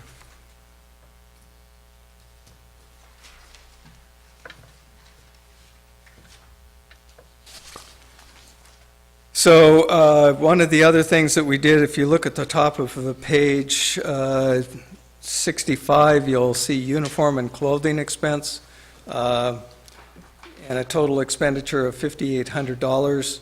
Because we moved the 2 positions from the gas tax to the maintenance district, we're going to move $1,200 of uniform cleaning and allowance over to the maintenance district, because that's what our costs are. So that's pretty much what we have in that area. I will tell you, just if you, and I'll highlight this because it kind of shocked me, but Scott and I have had a couple of talks about it. At some point, we're really going to have to look at more money for a traffic engineer in this city, because it's, I can tell you there's a few things that need to be looked at pretty diligently. And especially with the new money that we're getting, we're going to have to make sure that traffic engineer at least evaluates those projects. So that person would be taking over the pavement It'd be management system? It would be just contract. But we don't have a current pavement management system in place. I think Scott was working with MCAG to bring that back to life. We probably need a computer and other stuff we talked about, but where are we at on that, Scott? Presently, MCAG is not working on any pavement management plans, so that we have to work on locally.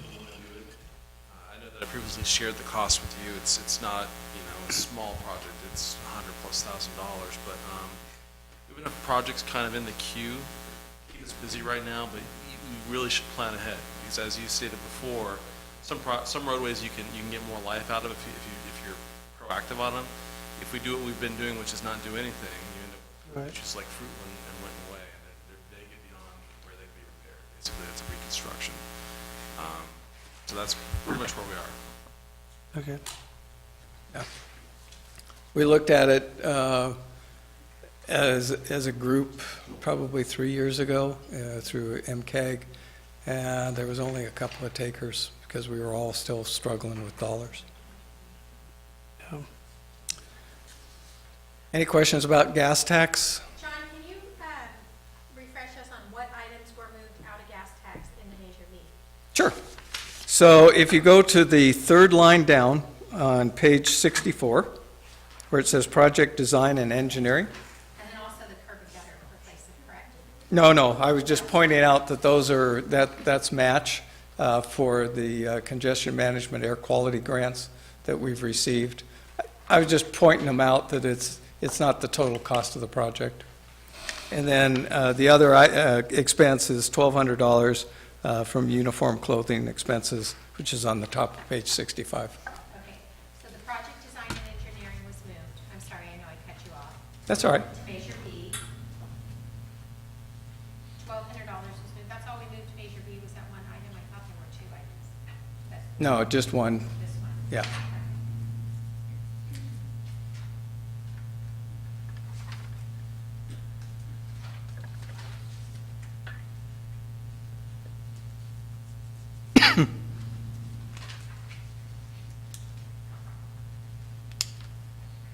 Other questions for gas tax? On the street tree removal, we have a contracted out to do that, or who's doing that? It's contracted out. I've asked Brian, based upon a request from council, to put together a plan that is written, and I will get that back to the council as soon as I possibly can. It's just take a little time.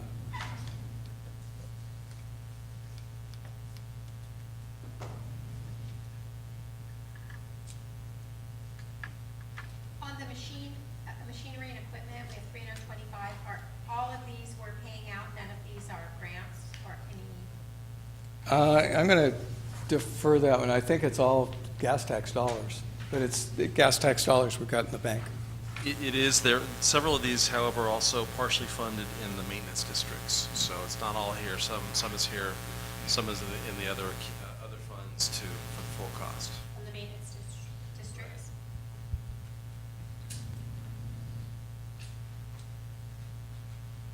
And where are those balances, so we can see what's coming out, what are the balances in those maintenance? If you go, so it depends on which maintenance district you're asking, but it would basically, it starts on page 74. John, for the maintenance districts, we fund them under 5,000 fund number, and we fund them together under one fund. But on quarterly basis, we do allocate that cost to all the other districts. And then you have some community facility districts and that is one fund as well. So not a lot of money in there, but just so you know.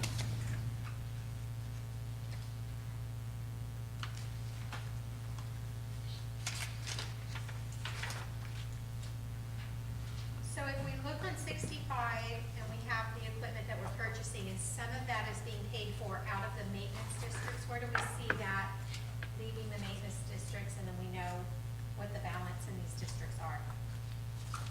Fund 5,000. 75. Yeah. I was going to say I thought it was there, but Councilmember, it's on page 75, towards the end. Under the vehicle replacement CIP, You see that, and right below you see the mowers? so there's Right. lower, Yeah, for no. 35 and then 50 for vehicle replacement.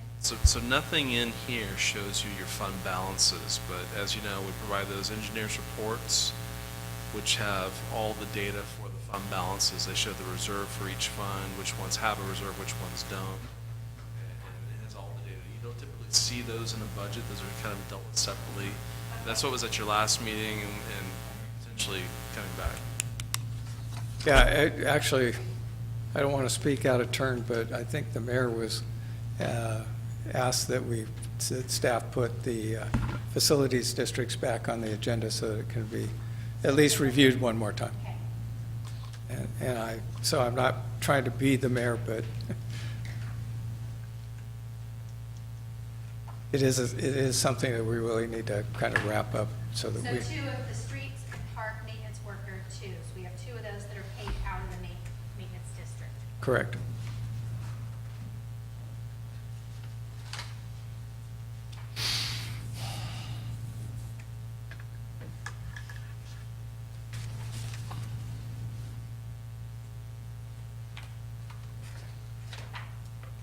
Thank you. You're welcome. Anyone else?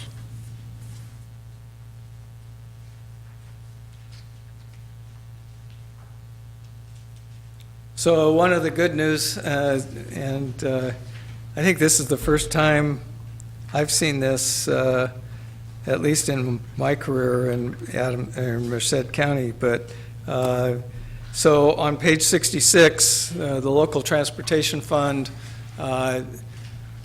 so the state provides a portion of the sales tax back for transportation projects that are related to primarily buses. And this year, the Merced County Association of Governments notified us that we're going to get $83,542 in local transportation fund dollars. It looks like we got some this last year, and I wasn't here to enjoy the opportunity to thank MCAG for the dollars, but I can tell you that it's kind of exciting to see that all of the transportation bus needs are being met with the dollars that are being provided, and that there are actually some additional dollars for resurfacing some streets that those buses tear up. So we will program that, but it is something that's there, and I just wanted to bring it to your attention. So on page 66, where we do not see Any dollars? there should be the 83,582. 542. Yes, we just found that out yesterday, so that's why we didn't add it yet. Good news. And what are we allowed to use those funds for? Street resurfacing. So we'll come up with some programs. We got plenty of streets to do. One at a time. Okay, so any other questions on those funds?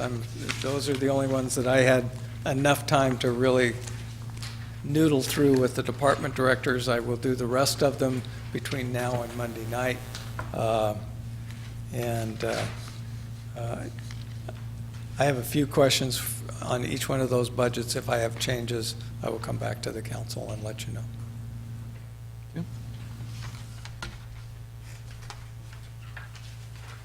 I do have a couple questions. Can we go back to Sorry, I thought I was loud enough. When we go back to our recreation department, Yes. and I know Sandy took a lot of time to put this together, do we know which one of these activities that we have are costing us the most versus which are somewhat profitable or at least covering some of their expenses? Is there, do you have it broken down in that manner anyway? Because it's kind of lumped. All of our recreation, can you hear me? Mm-hmm. Yes. All the recreation revenue comes in, it goes into one account, and our expenses are broken down into all these different accounts. So it's kind of hard to figure out which ones, but by my calculations, yes, they're covering the program and these fees that I have in here. I mean, they may be a percent off or two, but No, I hear. basically what she tried to do, based upon our conversation, is to get it within, say, a difference of 3 to 5%. Sure, so the activities are paying for themselves. Really, what the city's just covering are the wages Right. and the cost Wages, of our employees. I can tell you that the freezer at the pavilions, it's a one-time cost, it's $1,000. It would be one that you wouldn't distribute to the programs, something that we need. So trying to do the indirect costs, it gets pretty complicated because you've got to decide where you stop. Okay. Things like utilities, printing, copier maintenance, all that isn't covered because it'd be too hard to Yeah. actually break Sure, it sure. down. No, I You understand. could probably do it, but the accounting would probably cost more than you reimbursed. Gotcha. Also, included like all the, in the 1,000 accounts at the very top, those aren't recouped in the revenue fees for recreation programs. Okay, thank you.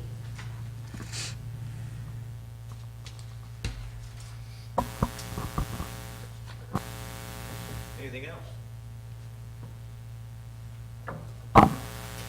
So I have one last slide that I'm going to show you because I've talked about it a lot with many of you, and it's called Future Challenges. And there was Future Challenges report in your other financial report, but I just tried to go through some of the large ones. So clearly, we need to eliminate the general fund deficit. 15 years is okay, but it probably we should try to prepare a plan that would cut that down a bit. We clearly need to cut the deficit in the community facility district police operations. We've balanced it this year, but we still have a fund deficit. Other post-employee benefits, we've got a $12 million liability. We're funding it as we go. That's okay, but I still think that there's some things that we're going to have to take a good hard look at. CalPERS, clearly the contributions are going to increase through 2022. And every city in the state is very concerned about this. The beauty is that we just found out last week that the League of California Cities Executive Board is considering some type of proposed legislation to present to the legislature probably next year, well, obviously next year, to see if there can't be some relief for the cities. So I don't know what they will do, but clearly it's something that we have to be concerned about, and another excellent reason why we are part of the League of California Cities. We do have an unfunded liability of $30 million. Usually, most plans have an unfunded liability, but this is pretty steep, and it's something that we're going to have to take into consideration. I throw in water quality because it was one of the first questions. I guess it's one of my favorite areas, but it was one of the first questions I asked Brian is okay, where are our wells and what is the quality of the water? We've got some wellhead protection programs that we're going to have to do, and we're going to have to, and wellhead protection is about $1 million a shot, but we can't have the kinds of chemicals coming out of there because they'll shut us down in terms of the use of those wells. We've got 9 active wells right now. At this point, obviously, annually, we have to evaluate that, give a consumer report on that.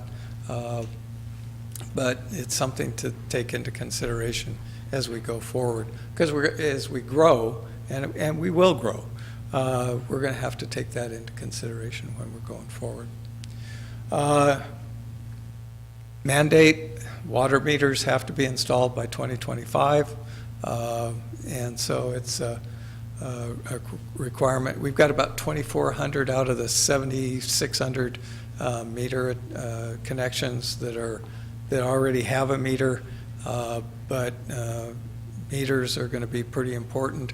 And actually, it will help people like Mrs. Bazzini be able to manage her water costs, because a meter always reduces the cost of the So that water. 60% you have up there, that's what's left to About do what's left. Tuesday. Yeah.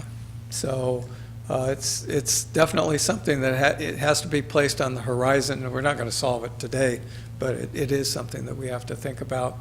The general plan expires in 2020.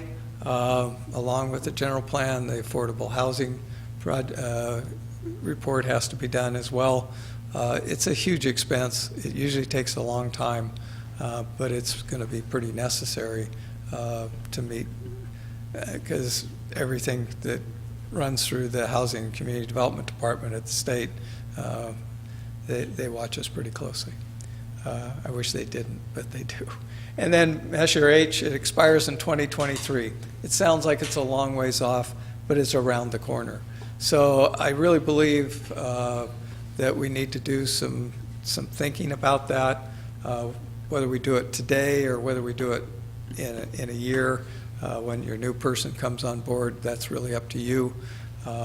But if I were making a recommendation, even if you get the new person, probably want to do it well in advance of the expiration and not leave it until 2022, because if it goes down, you got to find out why, and you're probably going to have to go back to the citizens to ask them to reconsider it. So hopefully you can do show what the real benefits have been and will be on that before you go to the election, and that usually takes time.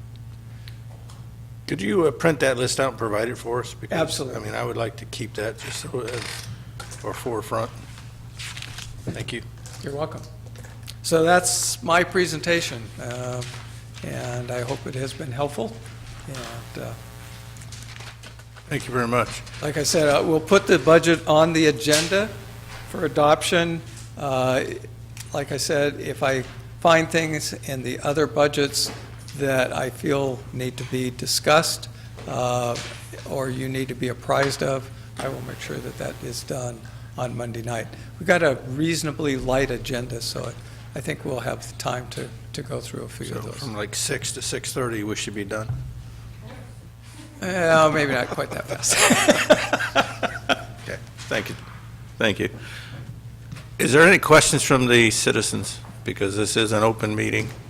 I know it's gone late, but I want to offer that option. I think they opened that up at the beginning when Ms. Bazzini spoke. What's that? Public comment in the beginning? It was for, I believe, non-agenda items. Is there anything from the staff that would like to add? Okay, is there any questions, further questions from the council? Before we move to approve this, can we get all the changes printed out so we can look at it? and Yeah, that's the have it? purpose of putting it on the agenda for Monday night. Thank you. Any other questions? Just good job. Everybody's working hard, and good things are going to happen. Thank you. Thank you for your time. Meeting is adjourned.